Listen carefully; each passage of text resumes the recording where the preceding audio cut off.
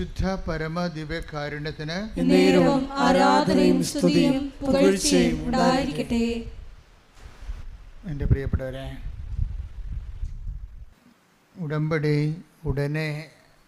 ഉടമ്പടിയുടെ വിഷയത്തിൻ്റെ മേൽ ദൈവികമായ ഇടപെടലുണ്ടാകാൻ പണ്ട് ഞാൻ നിങ്ങൾക്ക് ഒരു ഷോർട്ട് കട്ട് പറഞ്ഞു തന്നിട്ടുണ്ട്, ഒരു കുറുക്ക് വഴി. എന്താണ്? അമ്മയെ എന്നെ അമ്മയുടെ പ്രത്യക്ഷീകരണത്തിൻ്റെ എല്ലാവരും കാണാൻ പഠിച്ചിരിക്കും അല്ലേ? Thank you. ഇതുപോലെ ഈ ദിവസങ്ങളിൽ ധ്യാനത്തിൽ എൻ്റെ മനസ്സിൽ വന്നൊരു സംഭവമാണ്. അമ്മ എന്നെ സുവിശേഷത്തിൻ്റെ സാക്ഷിയാക്കണമേ. സിമ്പിളാണ്, ഇത്രയേ ഉള്ളൂ കാര്യമാണ്. നിങ്ങളെ ഓരോ വിഷയവും ഇങ്ങനെ നിങ്ങളെ എടുത്ത് പറയുന്നതിനേക്കാൾ ഇപ്പം നിങ്ങളുടെ ജോലി, വീട്, വിവാഹം, വഴികൾ, കുടുംബ പ്രശ്നങ്ങൾ ഇങ്ങനെ എടുത്ത് പറയുന്നതിനേക്കാൾ നല്ലത് അമ്മ എന്നെ സുവിശേഷത്തിൻ്റെ സാക്ഷിയാക്കണമേ. പറഞ്ഞേ, അമ്മേ എന്നെ എൻ്റെ സുവിശേഷത്തിൻ്റെ സാക്ഷികളാക്കണമേ.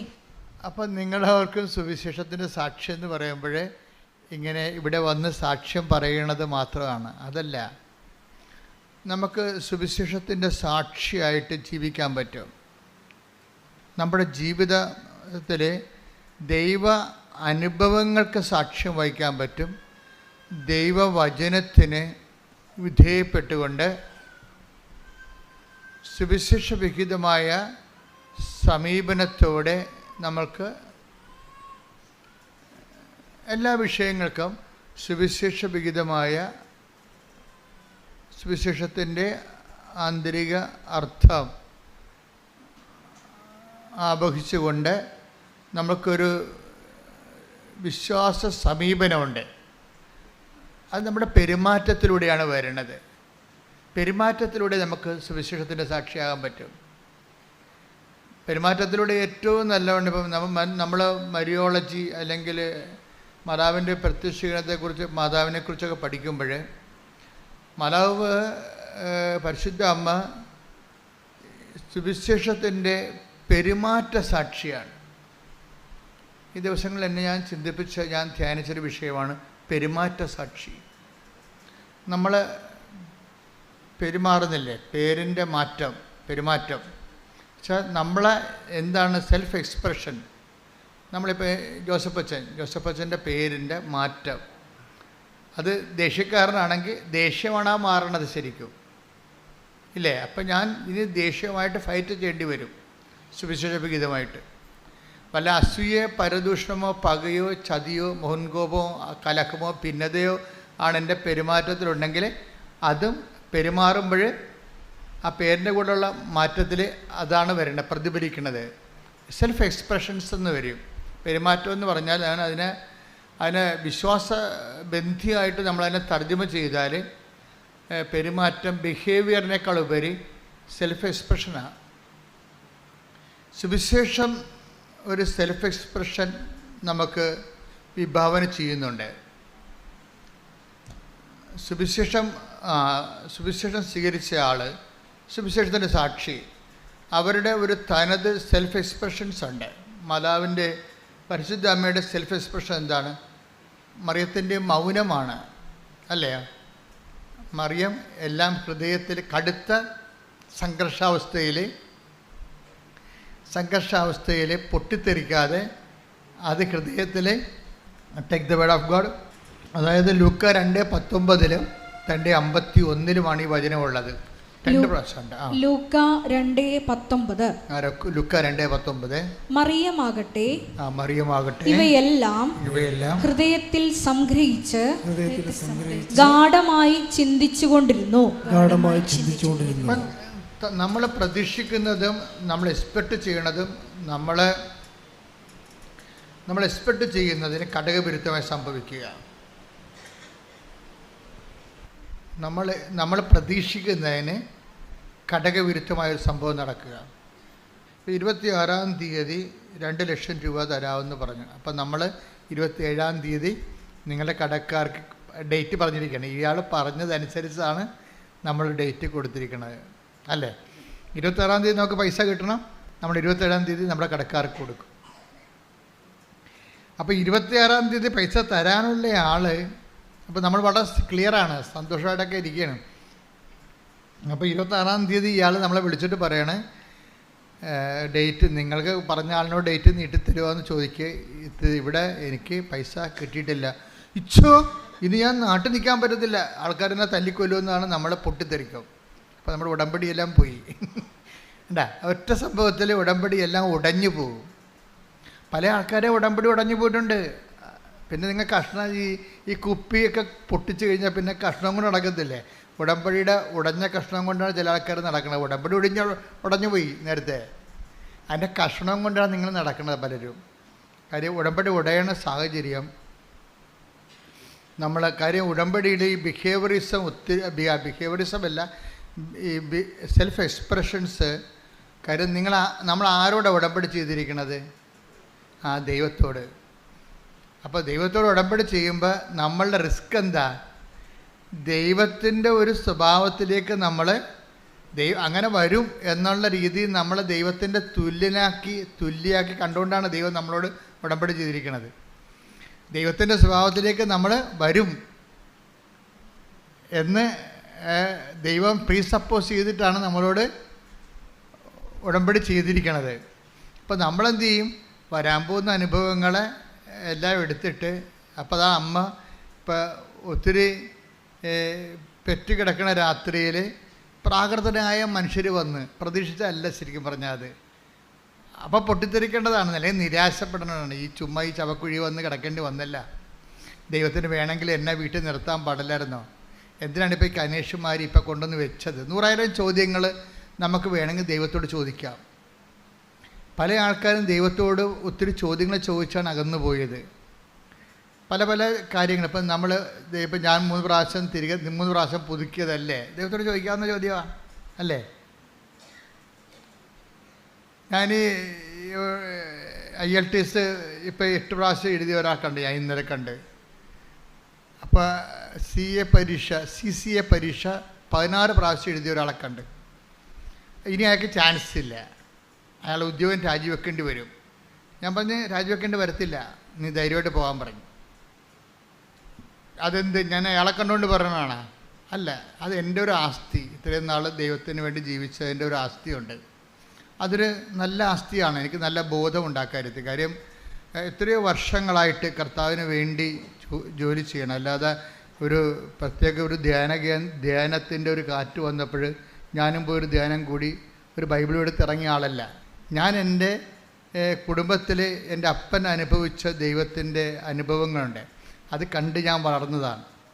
അതുകൊണ്ട് എങ്ങനെയാണ് ദൈവമായിട്ട് ഇടപെടേണ്ടതും ദൈവമായിട്ട് എങ്ങനെ ജീവിക്കേണ്ടതും എങ്ങനെയാണ് സാധാരണ നിലയിൽ, അല്ലാതെ ഒത്തിരി സാങ്കേതികമല്ല, ഒരു പാവപ്പെട്ട മനുഷ്യൻ അവൻ്റെ ജീവിതാവസ്ഥകളിൽ എങ്ങനെയാണ് ദൈവത്തോട് ലളിതമായി ദൈവത്തെ ആധ്യാത്മികമായി ജീവിക്കുക, അതൊക്കെ കുടുംബത്തിൽ നിന്ന് പഠിച്ചതാണ്.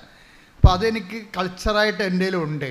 അപ്പം അതുകൊണ്ട് എനിക്കെൻ്റെ മനസ്സിൽ വന്നപ്പോഴും എൻ്റെ അപ്പൻ എന്നോട് പറയുമായിരുന്നു, നീ മിഷണറി ആകണം കേട്ടോ, മിഷണറി ആകണമെന്ന് പറയും. അപ്പനും മിഷണറിയോട് ഭയങ്കര ഇഷ്ടമായിരുന്നു. ഞാൻ എൻ്റെ ജീവിതത്തിൽ എഴുതി വെച്ചിട്ടുണ്ട് മിഷണറി. അപ്പോൾ അപ്പൻ പക്ഷേ എന്നെ മിഷണറി ആക്കാൻ ദൈവത്തിന് അത്രയ്ക്ക് താല്പര്യമില്ല. അതുകൊണ്ട് അപ്പൻ മരിച്ചു കഴിഞ്ഞാൽ ഞാൻ സെമിനാരിൽ ചേരണത്. അപ്പം ഞാൻ ഇടവക വൈദികനായിട്ടാണ് ചേർന്നതെങ്കിലും എൻ്റെ മനസ്സിലുണ്ട്, ഞാൻ പഠിച്ചത് കാലങ്ങളിലെല്ലാം മിഷനെക്കുറിച്ചാണ് കേട്ടിരിക്കുന്നത്.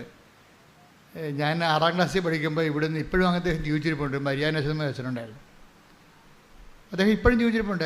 പ്രായം വലിയ കുഴപ്പമില്ലാതിരിപ്പുണ്ട്, ഇപ്പോഴും പ്രായമായി. അപ്പം അദ്ദേഹം വന്ന് ബോർഡിലിങ്ങനെ എഴുതും, ലോകം, അതായത് നിങ്ങൾ ലോകം മുഴുവനും പോയി എല്ലാ സൃഷ്ടികളോടും സുവിശേഷം പ്രസംഗിക്കുകയും. അതുതന്നെയാണ് യേശുദാസച്ചനും അങ്ങനൊരു അച്ഛനും മരിച്ചുപോയി. അന്ന് എൻ്റെ 8ാം ക്ലാസ്സിൽ വന്ന് ബോർഡ് എഴുതിയിടും, ഒരു ക്ലാസ് മിഷണറീസിൻ്റെതാണ്. അപ്പോൾ അന്നേ ഞാൻ എൻ്റെ തീരുമാനിച്ച് മിഷനാണ് ഏറ്റവും വലുതെന്ന്. മിഷൻ, ഞാനിപ്പോഴും നിങ്ങളോട് മിഷനെക്കുറിച്ചല്ലേ പറയണത്. നമ്മളിവിടെ വരെ എത്തിയതും മാതാവ്, ഞാൻ ഒരു മിഷണറി അല്ലായിരുന്നെങ്കിൽ മാതാവ് പ്രത്യക്ഷപ്പെടേണ്ട ഒരു കാര്യമില്ല. ഞാൻ മിഷണറി ആയതുകൊണ്ടാണ് പ്രത്യക്ഷപ്പെട്ടത്. നിങ്ങളുമൊക്കെ മിഷണറി അല്ല. ഇപ്പം കൃപാസനം പത്രത്തെക്കുറിച്ചല്ലേ ഇപ്പോൾ ഏറ്റവും കൂടുതൽ സാക്ഷ്യങ്ങൾ വരണത്. പത്രം വിതരണം ചെയ്യുമ്പോഴും അത് ആൾക്കാരിപ്പോൾ വിശദീകരിച്ചല്ലേ കൊടുക്കണത്. അവരുടെ അനുഭവങ്ങൾ കൃപാസനം പത്രത്തിൽ അവർക്ക് കിട്ടിയ മറിയൻ അനുഭവങ്ങൾ പറഞ്ഞിട്ടാണ് അവർ പത്രം കൈമാറുന്നത്. നിന്ന് പറയണവരൊക്കെ ഉണ്ട്, വഴിയോ ആളെ പിടിച്ചു നിർത്തി പറയുന്ന ആൾക്കാരൊക്കെ ഉണ്ട്. അപ്പോൾ അങ്ങനെ പറഞ്ഞ് അവർ മിഷണറിമാരായി. അവരിലൂടെ എത്ര പേരാണ് നിങ്ങളിലൂടെ കഴിഞ്ഞ ദിവസം പറഞ്ഞ് ഞാനൊരു 100 പേരെ കൊണ്ട് ഉടമ്പടി എടുപ്പിച്ചിട്ടുണ്ട്. സാക്ഷി പറഞ്ഞാണ്, ഞാനൊരു 100 പേരെ കൊണ്ട് ഉടമ്പടി എടുപ്പിച്ചിട്ടുണ്ടെന്ന്. അപ്പോൾ 100 ആത്മാക്കളുമായിട്ട് അവർക്ക് ദൈവദർശന ആസ്തിയായി. നമ്മുടെ ആസ്തി എന്ന് പറയണത് എത്ര പേരെ ദൈവത്തിന് വേണ്ടി നമ്മൾ നേടി, അതാണ് നമ്മുടെ ശരിക്കും പറഞ്ഞാൽ ദൈവം അംഗീകരിക്കണ സാക്ഷ്യം. നിങ്ങൾ പറയണത് ദൈവത്തെ കൊണ്ട് എന്ത് നേടിയെന്നല്ലേ നിങ്ങൾ പല ആൾക്കാരും പറയണത്. അത് പറയേണ്ടെന്നല്ല ഞാൻ പറയണത്. പക്ഷേ ദൈവത്തിന് പ്രയോജനമുള്ളത് ദൈവത്തെ എത്ര പേര് ദൈവത്തിന് വേണ്ടി നമ്മൾ നേടിയെന്നാണ്. അത് ഭയങ്കരമായൊരു സംഭവമാണ്. ഇപ്പം ദൈവത്തിന് വേണ്ടി നേടി എങ്കിൽ ഇപ്പം നിങ്ങളുടെ മക്കൾ നിങ്ങൾ പറയണത് അനുസരിക്കണില്ലെന്ന് വിചാരിച്ചോ, നിങ്ങൾ സങ്കടപ്പെടരുത്. കാര്യം പലരും എന്നോട് പറഞ്ഞിട്ടുണ്ട്, എൻ്റെ അച്ഛ അമ്മ ജീവിച്ചിരുന്ന കാലത്ത് അമ്മയുമായിട്ട് ഗുസ്തിയായിരുന്നു, പക്ഷേ അമ്മ ചെയ്യണതെല്ലാം ശരിയാണെന്ന് എനിക്കറിയാമായിരുന്നെന്ന്. അതവർ കണ്ണ് നിറഞ്ഞുകൊണ്ടാണ്. അപ്പോൾ നിങ്ങൾ മരിച്ച് 10-12 കൊല്ലം കഴിഞ്ഞിട്ടായിരിക്കും എന്നെപ്പോലുള്ള ആൾക്കാരെ കാണുമ്പോൾ അവർ പറയണത്, അമ്മ ചെയ്യണതെല്ലാം ശരിയാണെന്ന് എനിക്കറിയാമായിരുന്നു, അമ്മ അത്രയ്ക്ക് തങ്കപ്പെട്ട സ്ത്രീയായിരുന്നു. പക്ഷേ നിങ്ങൾ ജീവിച്ചിരിക്കുന്ന കാലത്ത് ഒരിക്കലും നിങ്ങളോട് അവരത് പറയത്തില്ല. നിങ്ങൾ ജീവിക്കുന്ന കാലത്ത് അവർക്ക് താല്പര്യങ്ങൾ വേറെ ആരും നിങ്ങളോട് ഗുസ്തി വെക്കുകയുള്ളൂ. അപ്പോൾ ഗുസ്തി വെക്കുമ്പോഴും എൻ്റെ മകൻ വഴി പിഴച്ച് പോയില്ല എന്നൊന്നും നിങ്ങൾ ചിന്തിക്കരുത്. അവൻ്റെ മനസ്സ് നിങ്ങളുണ്ട്. നന്മകൾ ഒരിക്കലും താനേ കെട്ടുപോകത്തില്ല. അതായത് അവരുടെ മനസ്സ് നിങ്ങൾ തോറ്റു, എൻ്റെ മകളെ വിശുദ്ധിയിലേക്ക് നയിക്കാൻ ഞാൻ തോറ്റുപോയി എന്ന് നിങ്ങൾ പറയരുത്. കാരണം അവളുടെ പ്രായത്തിൻ്റെത് കൊണ്ടും പിന്നെ കൂട്ടുകാരുടെ സമ്മർദ്ദം കൊണ്ടും ഇങ്ങനെ പെട്ടെന്ന് ഇങ്ങനെ ഒരു തീരുമാനമൊക്കെ ഉണ്ടായതാൽ നിങ്ങളെ നിഷേധിച്ചല്ലത് നിങ്ങളുടെ മനസ്സിൽ. അപ്പോഴും നിങ്ങൾ നിങ്ങൾ ചാടിത്തുള്ളി അവിടെ കടുത്തേക്ക് കയറാൻ ഒന്നും പോയിട്ട് കാര്യമില്ല. ശാന്തമായി സൗമ്യമായി പ്രാർത്ഥിക്കുക. ഈ സൗമ്യത എന്ന് പറയുന്നത് ഒരു സാക്ഷ്യമാണ്. എനിക്ക് ഭയങ്കര പാടാണ് സൗമ്യത. ഞാൻ പിന്നെ കുറേ പാടും. കാര്യം ഞാൻ ബേസിക്കായിട്ട് ആദ്യം പോലും ഇങ്ങനെ പെട്ടെന്ന് ചൂടാണ് ആളായ കാരണം അതെനിക്കറിയാം. അതുകൊണ്ട് എന്താ സംഭവിക്കണമെന്ന് വെച്ച് കഴിഞ്ഞാൽ എൻ്റെ ചൂട് 2 മിനിറ്റേ നിൽക്കത്തുള്ളൂ.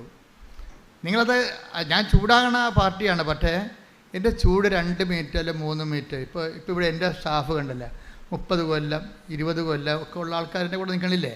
ഞാൻ മോശക്കാരനാണെങ്കിൽ അവർ നിൽക്കത്തില്ല. അപ്പം അവർക്ക് എൻ്റെ സ്വഭാവം പിടികിട്ടി. ചുമ്മാ 5 മിനിറ്റ് അഭ്യാസമേ ഉള്ളൂ. അത് കഴിയുമ്പോൾ അച്ഛൻ ഓക്കെ ആവുമെന്ന്, അച്ഛൻ പിന്നെ ചേർത്ത് പിടിക്കുമെന്ന് അവർക്കറിയാം.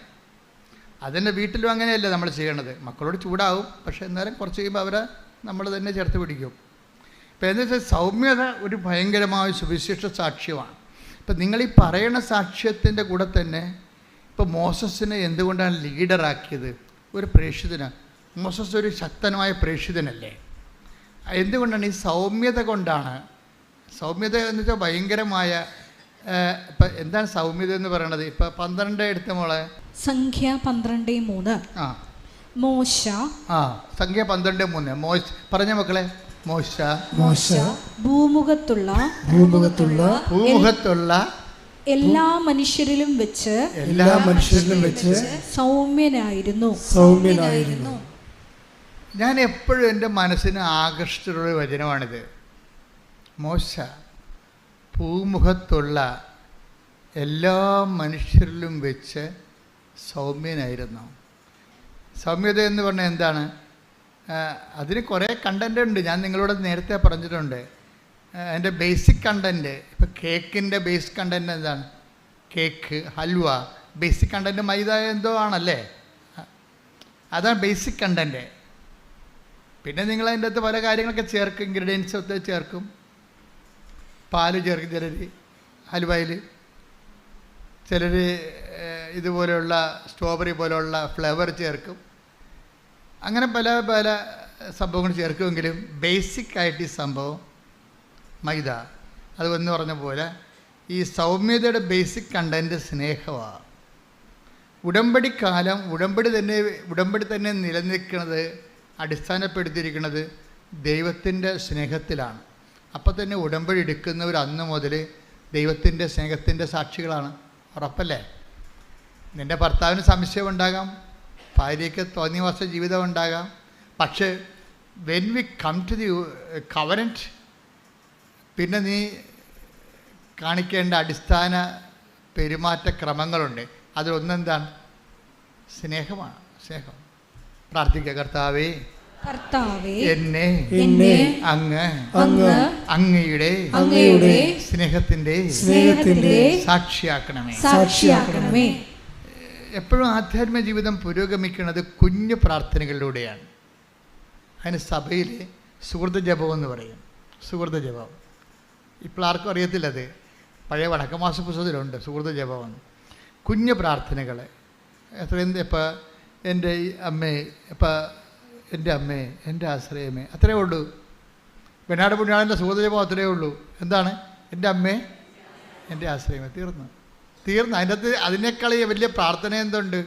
എൻ്റെ അമ്മേ, എൻ്റെ ആശ്രയമേ. തീർന്നു. ചില സമയത്ത് നമുക്ക് ഒത്തിരി വാക്ക് ഉപയോഗിക്കാൻ പറ്റത്തില്ലേ? ഇപ്പോൾ കൊച്ചിനെ പട്ടി കടിച്ച് അവനെ ആശുപത്രിയിൽ കൊണ്ടുവന്നപ്പോൾ എടുത്തില്ലെന്ന് പറയുമ്പോൾ അതിപ്പോൾ എപ്പട്ടിയാണെന്ന് കേൾക്കുമ്പോൾ നമുക്ക് പ്രാർത്ഥിക്കാനുള്ള പ്രാർത്ഥനയാണ്. എൻ്റെ അമ്മേ, ആശ്രയം പോയി, വൈദ്യശാസ്ത്രത്തിന് ആശ്രയം പോയി, ജില്ലാ ആശുപത്രിയിൽ കൊണ്ടുവന്നിട്ട് എടുത്തില്ല കൊച്ചിനെ മെഡിക്കൽ കോളേജിൽ കൊണ്ടുപോകാൻ പറഞ്ഞിരിക്കുകയാണ്. വൈദ്യശാസ്ത്രത്തിൽ നമുക്ക് ആശ്രയിക്കാൻ പറ്റത്തില്ല. പിന്നെ എന്താണ്? എൻ്റെ അമ്മേ, എൻ്റെ പരീക്ഷയ്ക്ക് റിസൾട്ട് നോക്കുമ്പോൾ, കമ്പ്യൂട്ടർ റിസൾട്ട് നോക്കുമ്പോഴും നിങ്ങൾ തോറ്റൊന്ന് കണ്ടു കഴിഞ്ഞാൽ അയ്യോ എന്ന് പറഞ്ഞത് ബോധം കണ്ടു വിടേണ്ട. എൻ്റെ അമ്മേ, എൻ്റെ ആശ്രയമേ. എന്താ കാര്യം? എൻ്റെ സ്വന്തം കഴിവിലുള്ള എൻ്റെ ആശ്രയം ഞാൻ രാജിവെക്കുന്നു. ഇനി ഇത് വർക്ക് ചെയ്യണത് നോട്ട് ബൈ മെറിറ്റിലായിരിക്കും. എൻ്റെ മക്കളെ, എൻ്റെ വിഷയം എന്ന് പറയുക, ഇപ്പോൾ ഒരു മെറിറ്റ് പോയെന്ന് വെച്ച് കഴിഞ്ഞാൽ അപ്പം നിങ്ങളെപ്പോഴും അങ്കലാപ്പം, ഞാനായാലും നിങ്ങളായാലും. അപ്പം നമ്മൾ തോക്കുക, ജയിക്കുക, അങ്ങനെ ജയിച്ചും തോറ്റുമൊക്കെയാണ് നമ്മൾ ഇവിടെ എത്തിയത്, അല്ലേ? ജയിച്ചും തോറ്റുമൊക്കെയാണ് എത്തിയത്. അപ്പം തോക്കുക എന്ന് പറഞ്ഞ ഒരു കാര്യം, തോക്കുക എന്ന് പറഞ്ഞതിൻ്റെ അർത്ഥം എന്ന് വെച്ച് കഴിഞ്ഞാൽ നമ്മളുടെ കഴിവ് അവിടെ പരാജയപ്പെട്ടെന്നല്ലേ? അത് സുവിശേഷമല്ലേ? എന്താണ്? നമ്മുടെ കഴിവ് പോയാൽ പിന്നെ എന്താണ്? നോട്ട് ബൈ മെറിറ്റ് എന്നല്ല എൻ്റെ അർത്ഥം, ബട്ട് ബൈ ഗ്രേസ്. അത് നമ്മൾ തോറ്റു എന്ന് വെച്ചാൽ എൻ്റെ അർത്ഥം എന്താണ്? നിങ്ങൾ സന്തോഷിക്കണം. എന്താണ്? ഇനി എൻ്റെ കഴിവ് കൊണ്ട് ഇത് നടക്കത്തില്ല. ഇനി ആരാണ്? പക്ഷേ നിങ്ങളൊരു നിരീശ്വരവാദിയാണെങ്കിൽ നിങ്ങളുടെ ജീവിതം അവിടെ ഫുൾ സ്റ്റോപ്പാകും. നിങ്ങൾ ഈശ്വരവിശ്വാസിയായുള്ള ഗുണം എന്താണ്? നിങ്ങളുടെ മെറിറ്റ് തീർന്നാൽ ഇനി കർത്താവിൻ്റെ ഊഴമാണ്. Not by merit but by grace. ഇനി ഗ്രേസ് വരേണ്ട കാലമാണ്. അത്രയേ ഉള്ളൂ. അപ്പോൾ നിങ്ങൾ 2 പ്രാവശ്യം തോറ്റ് കഴിഞ്ഞാൽ അതിൻ്റെ അർത്ഥം എന്താണ്? നിങ്ങളുടെ മെറിറ്റ് സീറോ മെറിറ്റിലാണ്. ഇനി എന്തെങ്കിലും സംഭവിക്കണമെന്നുണ്ടെങ്കിൽ ദൈവം അത്ഭുതങ്ങൾ പ്രവർത്തിക്കണം, അല്ലേ? ഇപ്പോൾ ദൈവത്തെക്കുറിച്ച് എന്താ പറയണത്? അത്ഭുതങ്ങൾ പ്രവർത്തിക്കുന്ന 4:2 എടുത്തവനെ ഹെബ്രായർ 2:4 അടയാളങ്ങൾ, അത്ഭുതങ്ങൾ, പല വിധത്തിലുള്ള ശക്തമായ പ്രവൃത്തികൾ എന്നിവ കൊണ്ടും തന്റെ ഇഷ്ടത്തിനൊത്ത് പരിശുദ്ധാത്മാവിനെ ദാനം ചെയ്തുകൊണ്ടും ദൈവം തന്നെ ഇതിന് സാക്ഷ്യം നൽകിയിരിക്കുന്നു. അപ്പോൾ നമുക്ക് ലഭിക്കുന്ന അത്ഭുതങ്ങളില്ലേ, അടയാളങ്ങൾ എന്തിൻ്റെയാണ്? ദൈവത്തിൻ്റെ സാക്ഷ്യമാണ്. പിടിയിടില്ലേ? അത്ഭുതങ്ങൾ, അടയാളങ്ങൾ. പറഞ്ഞേ, അത്ഭുതങ്ങൾ, അടയാളങ്ങൾ. ഹെബ്രായർ 2:4 അത്ഭുതങ്ങൾ, അടയാളങ്ങൾ. പറഞ്ഞേ, അത്ഭുതങ്ങൾ, അടയാളങ്ങൾ, പലതരത്തിലുള്ള വീര്യപ്രവൃത്തികൾ. അതുകൊണ്ട് ദൈവം തന്നെ സാക്ഷ്യം നൽകിയിരിക്കുന്നു. അപ്പോൾ നമ്മുടെ വിശ്വാസത്തിന് ദൈവം നൽകുന്ന സാക്ഷ്യങ്ങളാണ് അത്ഭുതങ്ങൾ. കൃപാസന പത്രത്തിൻ്റെ മുകളിൽ 8 നടുക്കുള്ള പേജ് കണ്ടിട്ടില്ല? അത്ഭുതങ്ങൾ, അടയാളങ്ങൾ, പലതരത്തിലുള്ള വീര്യപ്രവൃത്തികളെന്ന്.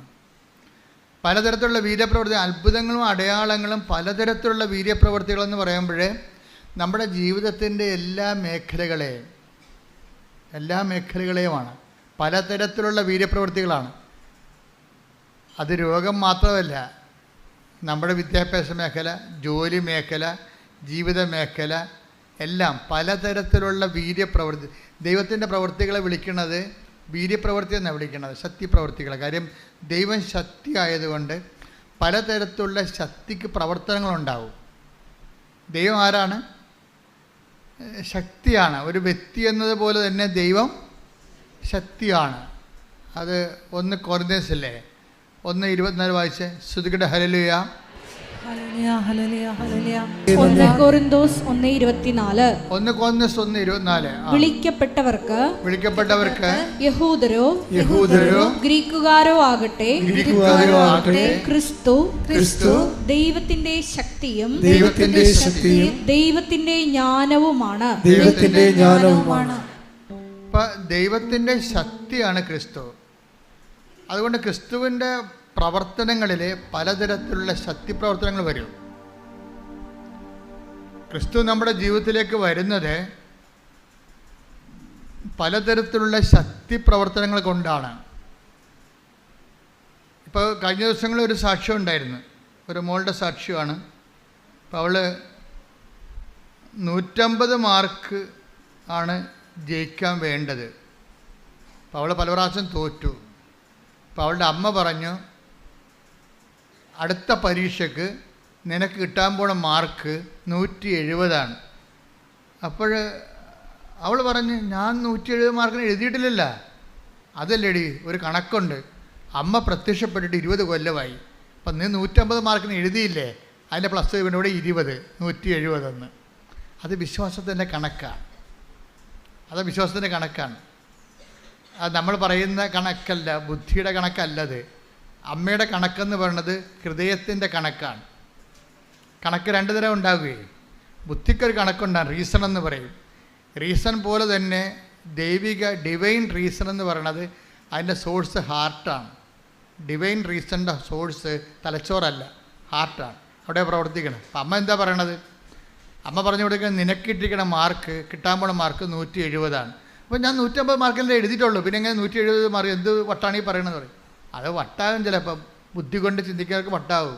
പക്ഷെ അമ്മയ്ക്കൊരു ബുദ്ധിയുണ്ട്. അതെന്താണ്?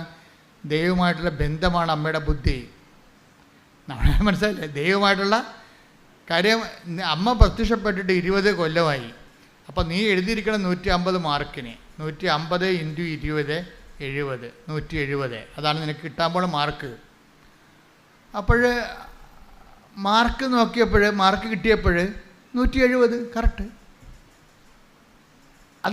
അതായത് നമ്മൾ വിശ്വസിച്ചു അതിൻ്റെ അകത്ത് കളങ്കമില്ല എന്ന് കണ്ടാൽ ദൈവത്തിന് ആ വിശ്വാസത്തെ ഹോണർ ചെയ്യേണ്ടി വരും.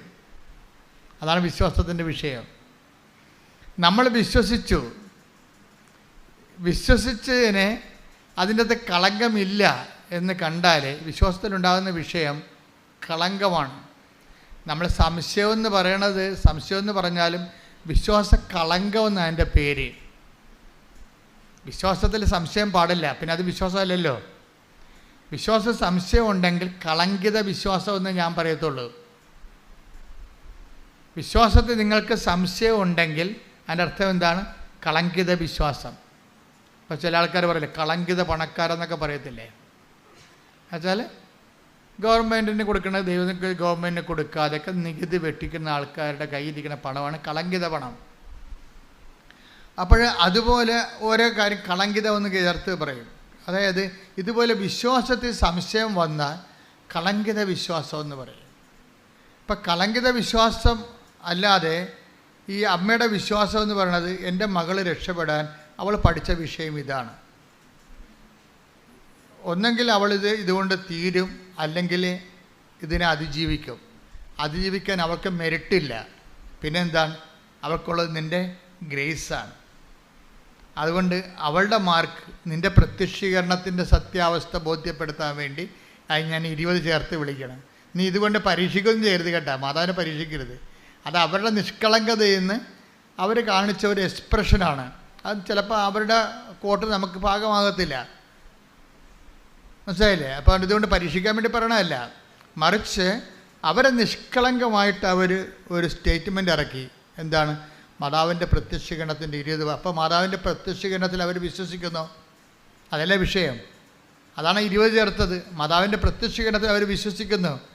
മാതാവിൻ്റെ പ്രത്യക്ഷീകരണത്തിൽ അവർ വിശ്വസിച്ച് കഴിഞ്ഞാൽ പിന്നെ ബോള് മാതാവിൻ്റെ കോർട്ടിലായി. ആ പ്രത്യക്ഷീകരണം സത്യമായതുകൊണ്ട് അത് സ്ഥിരീകരിക്കേണ്ട ബാധ്യത അമ്മയ്ക്കാണ്. അതുകൊണ്ട് എന്ത് ചെയ്ത് ആ കറക്റ്റ് പറഞ്ഞ് 21 അല്ല 19 അല്ല, കറക്റ്റ് 170. അത് ഓരോ വിശ്വാസികൾ നേടിയെടുക്കുന്ന നിഷ്കളങ്കമായ സ്വകാര്യമായ നേട്ടങ്ങളാണ്. അപ്പം ചിലപ്പോൾ അത് എല്ലാവർക്കും അത് ബാധകമാകത്തില്ല, അത് ജനറലൈസ് ചെയ്യാൻ പറ്റത്തുമില്ല. വ്യക്തിപരമായ സ്വകാര്യ അനുഭവങ്ങളാണ്. ചില സ്വകാര്യ അനുഭവങ്ങൾ നമുക്ക് ജനറലൈസ് ചെയ്യാൻ പറ്റത്തില്ല. പക്ഷെ ജനറലൈസ് ചെയ്യാവുന്ന സ്വകാര്യ അനുഭവങ്ങളുണ്ട്. ഇപ്പം കഴിഞ്ഞ ദിവസങ്ങളിലൊരു സാക്ഷ്യം ഉണ്ടായത് സുനിൽ എന്നും പറഞ്ഞ സഹോദരൻ്റെ സാക്ഷ്യമാണ്. അവർ കല്ലമ്പലം, അതെവിടെയാണ്?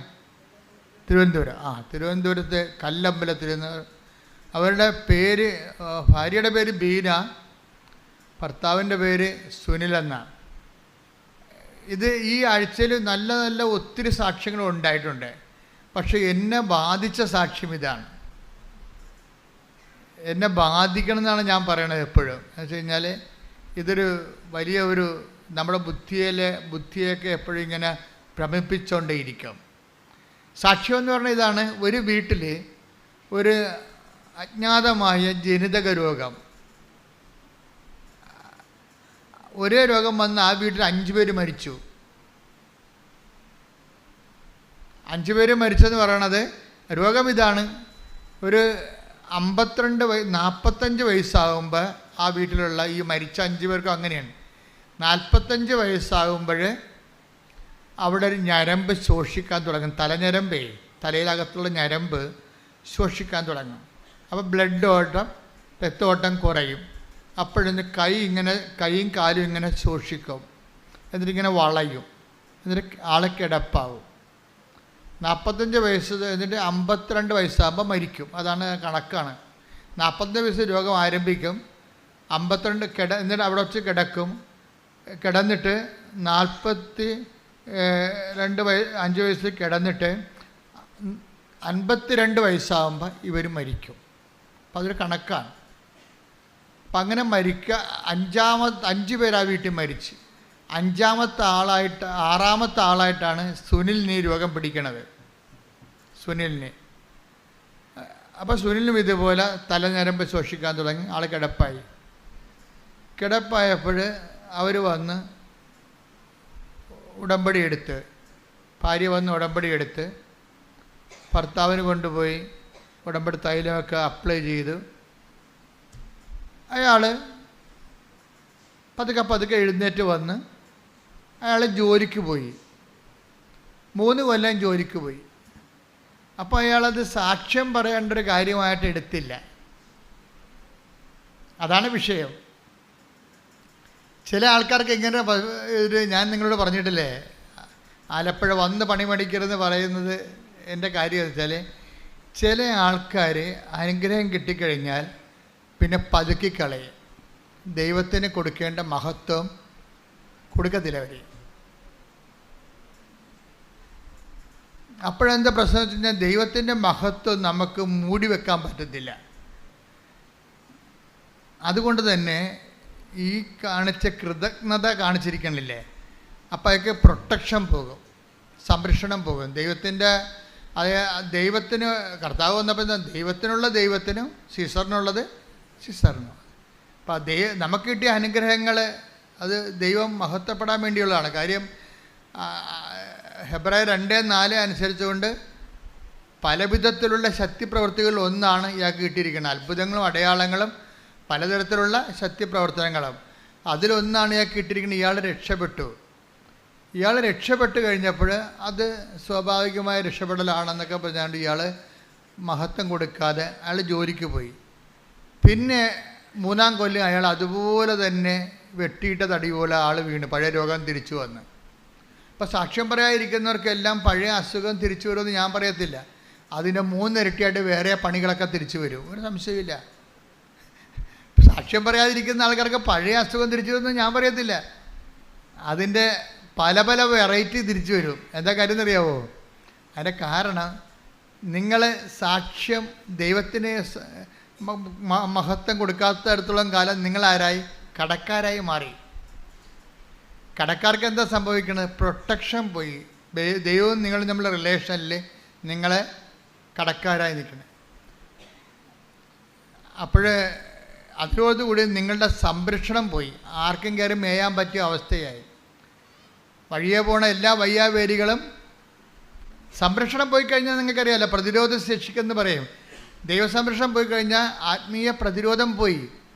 നമ്മുടെ ശരീരത്തിന് പ്രതിരോധം പോയാൽ എന്ത് ചെയ്യും? വഴിയെ പോണ ജലദോഷക്കാരെല്ലാം പിടിച്ച് കയറി വന്നിട്ട് ന്യൂമോണിയ ആയിട്ട് മാറും. അതാണ് പ്രശ്നം. സാക്ഷ്യം പറയാതിരിക്കുമ്പോൾ തീർച്ചയായിട്ടും നിങ്ങളുടെ ആത്മീയ പ്രതിരോധമാണ് പോണത്. പിന്നെ വീട്ടിൽ ഉണ്ടാക്കണ ചിലപ്പോൾ മിണ്ടി പറഞ്ഞിരിക്കുന്ന സമയത്ത് നിസ്സാര കാര്യം പറഞ്ഞ് ഉടക്കണം കണ്ടിട്ടില്ലേ? ചോറ് തിന്നുകൊണ്ടിരിക്കണ സമയമായിരിക്കും, ഊണ് കഴിച്ചുകൊണ്ടിരിക്കുന്ന സമയമായിരിക്കും.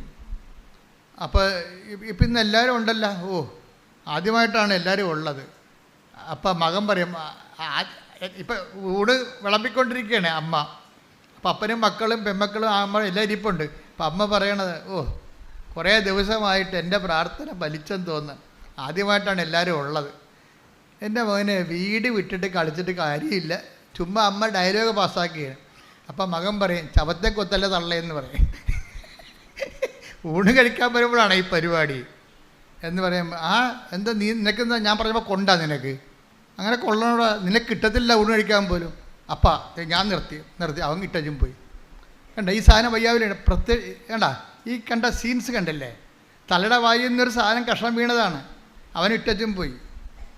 അല്ലെങ്കിൽ നിനക്ക് തലക്ക് അസുഖമാണ്. പിള്ളേരുടെ സ്വഭാവം അറിയാൻ പാടില്ല. അപ്പോൾ അപ്പൻ അമ്മോട് വഴക്കിടും, നിനക്ക് വല്ല അസുഖമുണ്ടാ, അവനിപ്പോൾ കണ്ട കഴിക്കാതിരിക്കണം കണ്ട. അപ്പോൾ ഒരു നിസ്സാര കാര്യമാണ് പറയണത്.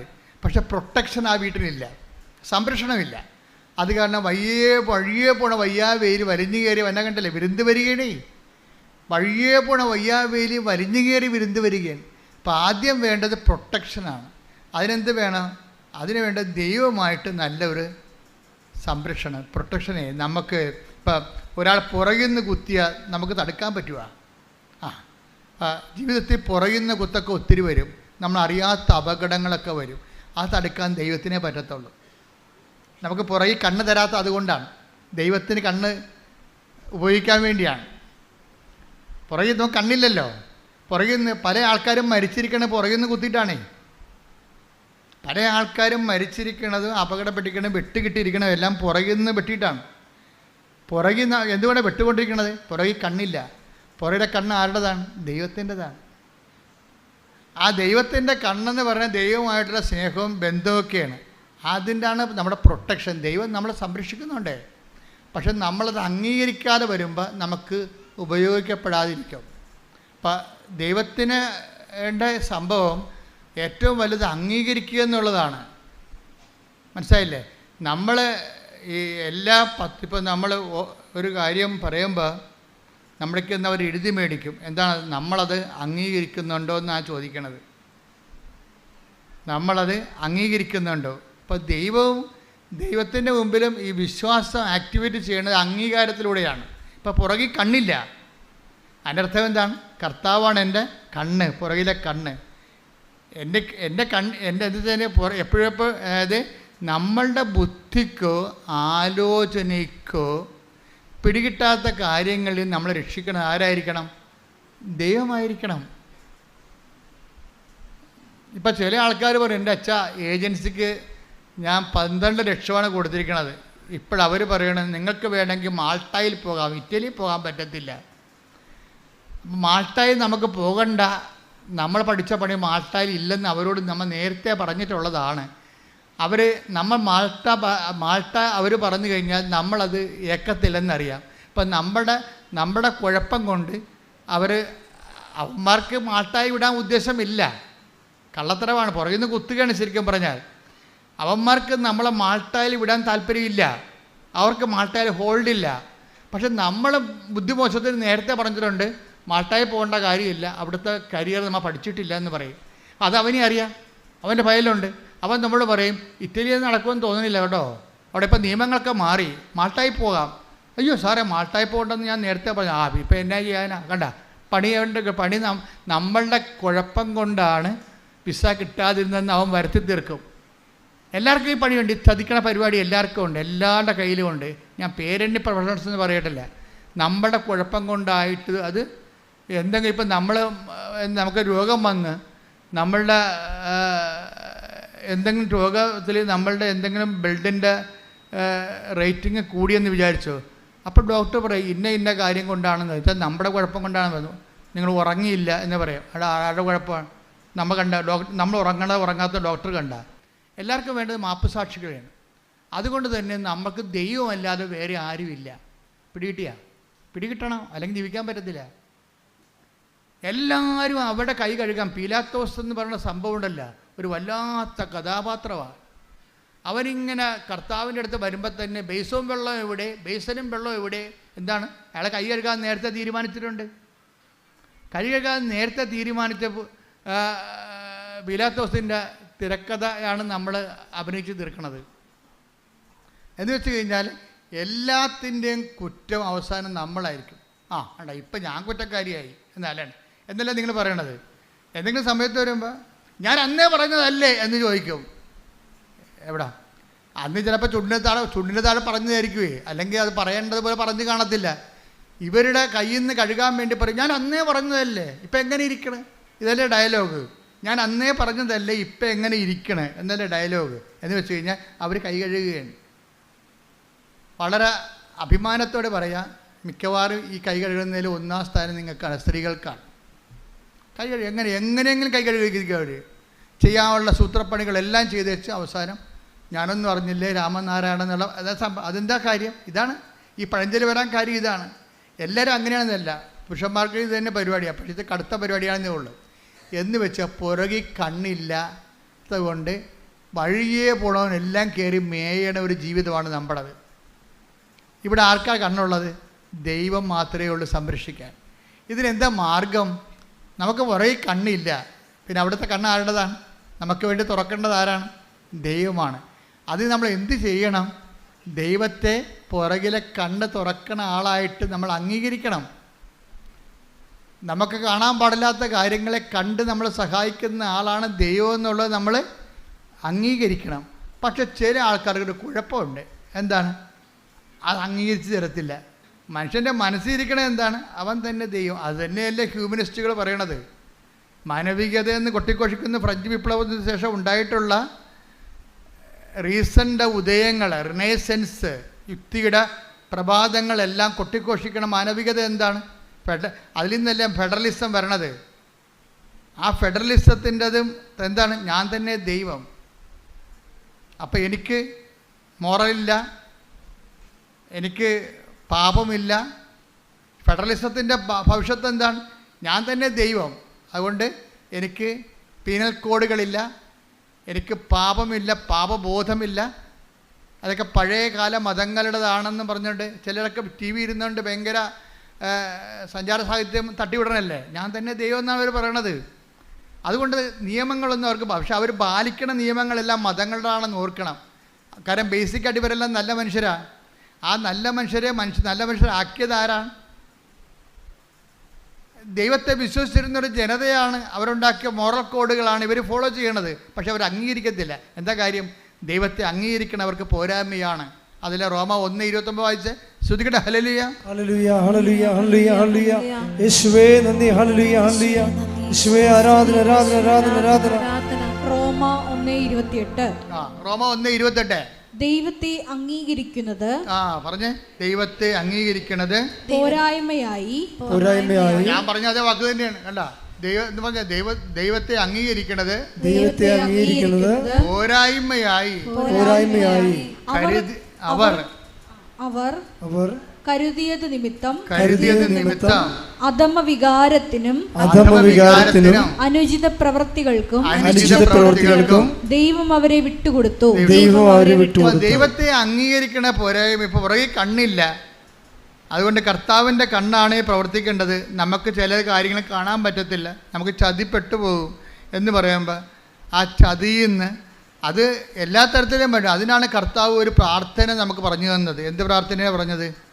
ഞങ്ങളെ പ്രലോഭനത്തിൽ അതാ ഈ പ്രാർത്ഥന ചതിപ്രാർത്ഥനയാണ്. അതായത് പുറകിൽ കണ്ണില്ലാത്ത കാരണം വരാൻ പോകുന്ന ചതികളിൽ നിന്ന് ഞങ്ങളെ രക്ഷിക്കണമേ, സംരക്ഷിക്കണമേ. സംരക്ഷണ പ്രാർത്ഥനയാണത്. എന്താണ്?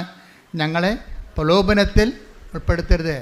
ഇപ്പം ചിലർക്ക് മാട്ടായി ഇറ്റലി പോകാൻ വേണ്ടി 30 ലക്ഷം ചോദിക്കുമ്പോൾ ഒരു സ്ഥലത്ത് നിന്ന് പറഞ്ഞ് ചുമ്മാ കള്ളത്തരം, വേറെ 8 ലക്ഷം കൊണ്ട് ഞങ്ങൾ നിങ്ങളെ കൊണ്ടുപോകാമെന്ന് പറയുമ്പോൾ അയ്യോ 30 ലക്ഷമാണ് അവന്മാർ ചോദിച്ചത് എന്ന് പറയുമ്പോൾ നമുക്കോർക്കും നമുക്ക് തന്നെ ഭയങ്കര കിട്ടിയ കാശ് തന്നെ, ഇത് പോകരുത്, ഇനി ഒരു സീറ്റ് കൂടിയേ ഉള്ളെന്നൊക്കെ അവർ പറയും നമ്മളോട്. ഇനി ഒരു സീറ്റ് കൂടിയേ ഉള്ളു. നിങ്ങൾ 10 മണിക്ക് വിവരം പറയണം, 11 മണിക്ക് വിളിച്ചാൽ വേറെ ആൾക്കാർ ഇത് കൊണ്ടുപോകുമെന്ന് പറയുമ്പോൾ തന്നെ ഇല്ലാത്ത കാശ് ഉണ്ടാക്കി നമുക്ക് കൊടുക്കും. ചതി തന്നെ കണ്ട പുറകെ കണ്ണില്ല, സമ്മർദ്ദത്തിന് വഴങ്ങി. അപ്പോൾ നമ്മൾക്ക് ദൈവത്തെ അംഗീകരിക്കണവരാണ് നമ്മളെങ്കിൽ നമുക്ക് പ്രൊട്ടക്ഷൻ ഉണ്ടാവും. ഈ പറ്റിക്കണ കാണ്ടാമൃഗം വരുമ്പോൾ തന്നെ അവനെ കർത്താവ് വഴിമാറ്റി വിടും. എന്താ കാര്യം? നമ്മൾ പറഞ്ഞിട്ടുണ്ട്, പ്രലോഭനത്തിൽ ഉൾപ്പെടുത്തരുതേ. അതാ സമയത്ത് അവനെ നമ്മുടെ മുമ്പിൽ കൊണ്ടുവന്ന് ചാടിക്കരുതേ. അവൻ അവൻ്റെ വഴിക്ക് പോയിക്കോട്ടാ, നമ്മുടെ മുമ്പിൽ കൊണ്ടുവന്ന് ചാടിക്കരുതേ. അത് ഭയങ്കര പ്രാർത്ഥനയാണത്. കർത്താവ് ഒരു പ്രാർത്ഥന ചെല്ലുമ്പോൾ മനുഷ്യനും മനുഷ്യൻ്റെ ആധ്യാത്മികതയും അതിൻ്റെ അപാചയങ്ങളും അതിൻ്റെ ചതിക്കുഴികളും എല്ലാം അഡ്രസ്സ് ചെയ്തുകൊണ്ടാണ് ആ പ്രാർത്ഥന വരണത്. കാര്യം എന്താ? എനിക്ക് പുറകിൽ കണ്ണില്ല, ന്യായസമയത്ത് ചതിക്കപ്പെടാൻ സാധ്യതയുണ്ട്. ചതിക്കപ്പെടാതിരിക്കാൻ വേണ്ടി പ്രലോഭനത്തിൽ ഉൾപ്പെടുത്തരുതെന്ന് പ്രാർത്ഥിച്ചാൽ മാത്രം പോരാ. പിന്നെ എന്ത് ചെയ്യണം? ദൈവത്തെ അംഗീകരിക്കുന്നത് പോരായ്മയെ കരുതിയ കൊണ്ടല്ലേ. അപ്പോൾ ആരാണ് ദൈവത്തെ അംഗീകരിക്കണം? ദൈവത്തെ അംഗീകരിക്കണ പോരായ്മയെ കരുതിയ ആരായിരിക്കും ദൈവം? അവൻ തന്നെ ആയിരിക്കും ദൈവം. അവൻ ദൈവമായത് കാരണം വേറെ ഒരു ദൈവത്തിന് ഒരു നാഴിയുടെ അകത്ത് ഒരു നാഴി കിടക്കത്തില്ലെന്ന് പറയത്തില്ലേ? ചില 2 അഹങ്കാരികൾ ഒരുമിച്ച് വന്നു കഴിഞ്ഞാൽ പറയും ഒരു നാഴിയുടെ അകത്ത് ഒരു നാഴി കിടക്കത്തില്ലെന്ന് പറയും. ഇപ്പം ചില ആൾക്കാരുണ്ട്, ഇപ്പം ചേട്ടനോട് പറയും, ചേട്ടനോട് പറയടാ അവനെ അറിയാവിടെ, അവനവിടെ പോയതാണ്, നീ അവനോട് വഴി ചോദിക്കുക. പിന്നെ അവന് വഴി ചോദിക്കുക, പിന്നെ നിങ്ങൾ തള്ള ചോദിച്ചാൽ മതി പറയും.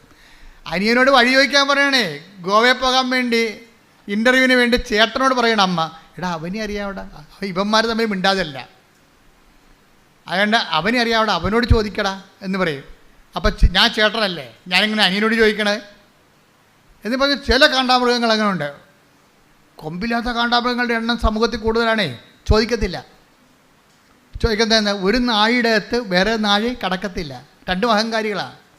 എന്നാൽ ചേട്ടൻ അബദ്ധത്തിൽ ചാടാൻ പോണതുകൊണ്ട് ഇവൻ പറഞ്ഞു കൊടുക്കുക, അത് പറഞ്ഞു കൊടുക്കത്തുമില്ല, വഴികളെ പറഞ്ഞു കൊടുക്കത്തില്ല. അവൻ എൻ്റെ അടുത്ത് ചോദിക്കട്ടെ എന്ന് പറഞ്ഞുകൊണ്ടിരിക്കും.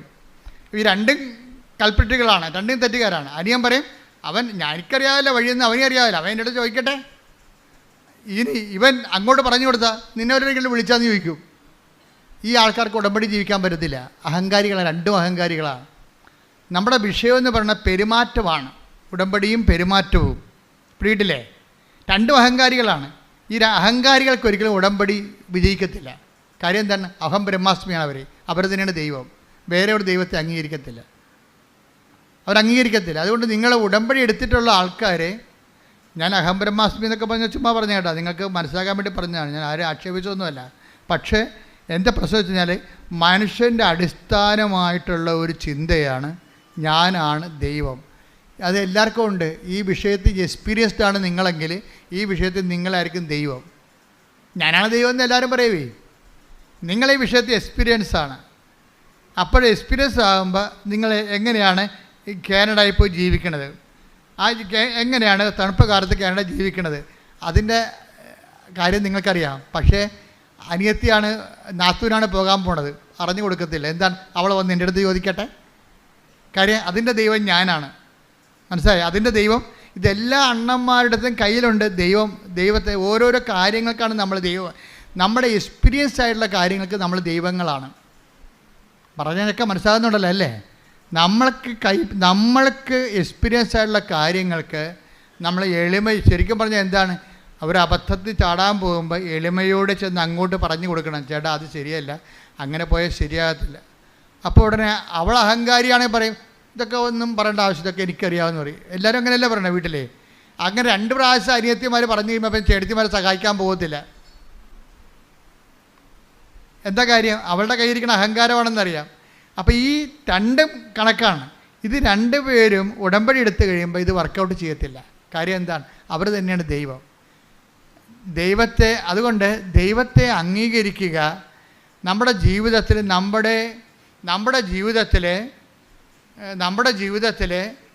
നമ്മളുടെ കൺട്രോളിൽ കിട്ടാത്ത കുറേ കാര്യങ്ങളുണ്ട്. അതുകൊണ്ട് എന്ത് ചെയ്യണം? അത് ദൈവമാണ് അത് കൈകാര്യം ചെയ്യേണ്ടത്. പുറകിൽ നിന്ന് വന്ന കുത്തും വെട്ടുമൊന്നും നമുക്ക് തടുക്കാൻ പറ്റത്തില്ല. അനക്കം കേട്ടാൽ ചിലപ്പോൾ തിരിയാൻ പറ്റും. ചിലപ്പോൾ കൊല്ലാൻ വന്നവന് അനക്കം ഉണ്ടാക്കി ബഹളം എല്ലാവരെയും വിളിച്ച് പറഞ്ഞിട്ടാണ് വന്നത്. അല്ല, അവൻ പതുങ്ങിയല്ലേ വരത്തുള്ളൂ. അപ്പം അതുകൊണ്ട് തന്നെ ദൈവത്തിനെ നമുക്ക് വേണ്ടി വരും. പക്ഷേ ദൈവത്തെ നമ്മൾ അംഗീകരിക്കണം. അംഗീകരിച്ചിട്ട് എന്താ ചെയ്യേണ്ടത്? അംഗീകരിക്കുന്നതിൻ്റെ ഭാഗമായിട്ടാണ് നമ്മൾ അഹങ്കാരം അമർത്തണത്. പിടികിട്ടിയാ? രണ്ട് ദൈവം ഒരുമിച്ച് വസിക്കുന്നില്ലല്ലോ. അഹങ്കാരം നമ്മൾ ദൈവമല്ലേ. നമ്മളെ ദൈവമാക്കുന്നത് ആരാണ്? അഹങ്കാരമല്ലേ. നമ്മളെ ദൈവമാക്കുന്നത് ആരാണ്? നമ്മുടെ അഹങ്കാരമാണ്. ഇപ്പോൾ രണ്ട് ദൈവം ഒരുമിച്ച് വസിക്കാത്ത കാരണം അഹങ്കാരികളെ ചിതറിക്കാതെ, അത് അമ്മയുടെ വചനങ്ങളെ കണ്ടില്ലേ? അഹങ്കാരികളെ ചിതറിച്ചു. വചനം എടുത്ത് ശ്രുതിക്കട്ടെ. ഹല്ലേലൂയ, ഹല്ലേലൂയ, ഹല്ലേലൂയ. യേശുവേ നന്ദി. ഹല്ലേലൂയ, ഹല്ലേലൂയ, ഹല്ലേലൂയ, ഹല്ലേലൂയ, ഹല്ലേലൂയ, ഹല്ലേലൂയ. ലൂക്ക 1:52. ലൂക്ക 1:52. 51:52. അവിടുന്ന് തന്റെ ഭുജം കൊണ്ട് ശക്തി പ്രകടിപ്പിച്ചു. ഹൃദയ വിചാരത്തിൽ അഹങ്കരിക്കുന്നവരെ ചിതറിച്ചു. ശക്തന്മാരെ സിംഹാസനത്തിൽ നിന്ന് മറിച്ചിട്ടു. എളിയവരെ ഉയർത്തി. അപ്പോൾ ഇതിൻ്റെ അകത്ത് വരുന്ന ഒരു വിഷയം, അഹങ്കാരം കുറക്കുമ്പോൾ തന്നെ ഒരു എളിമ വരത്തില്ലേ? അപ്പോഴതിനാണ് വിനയം എന്ന് പറയണത്.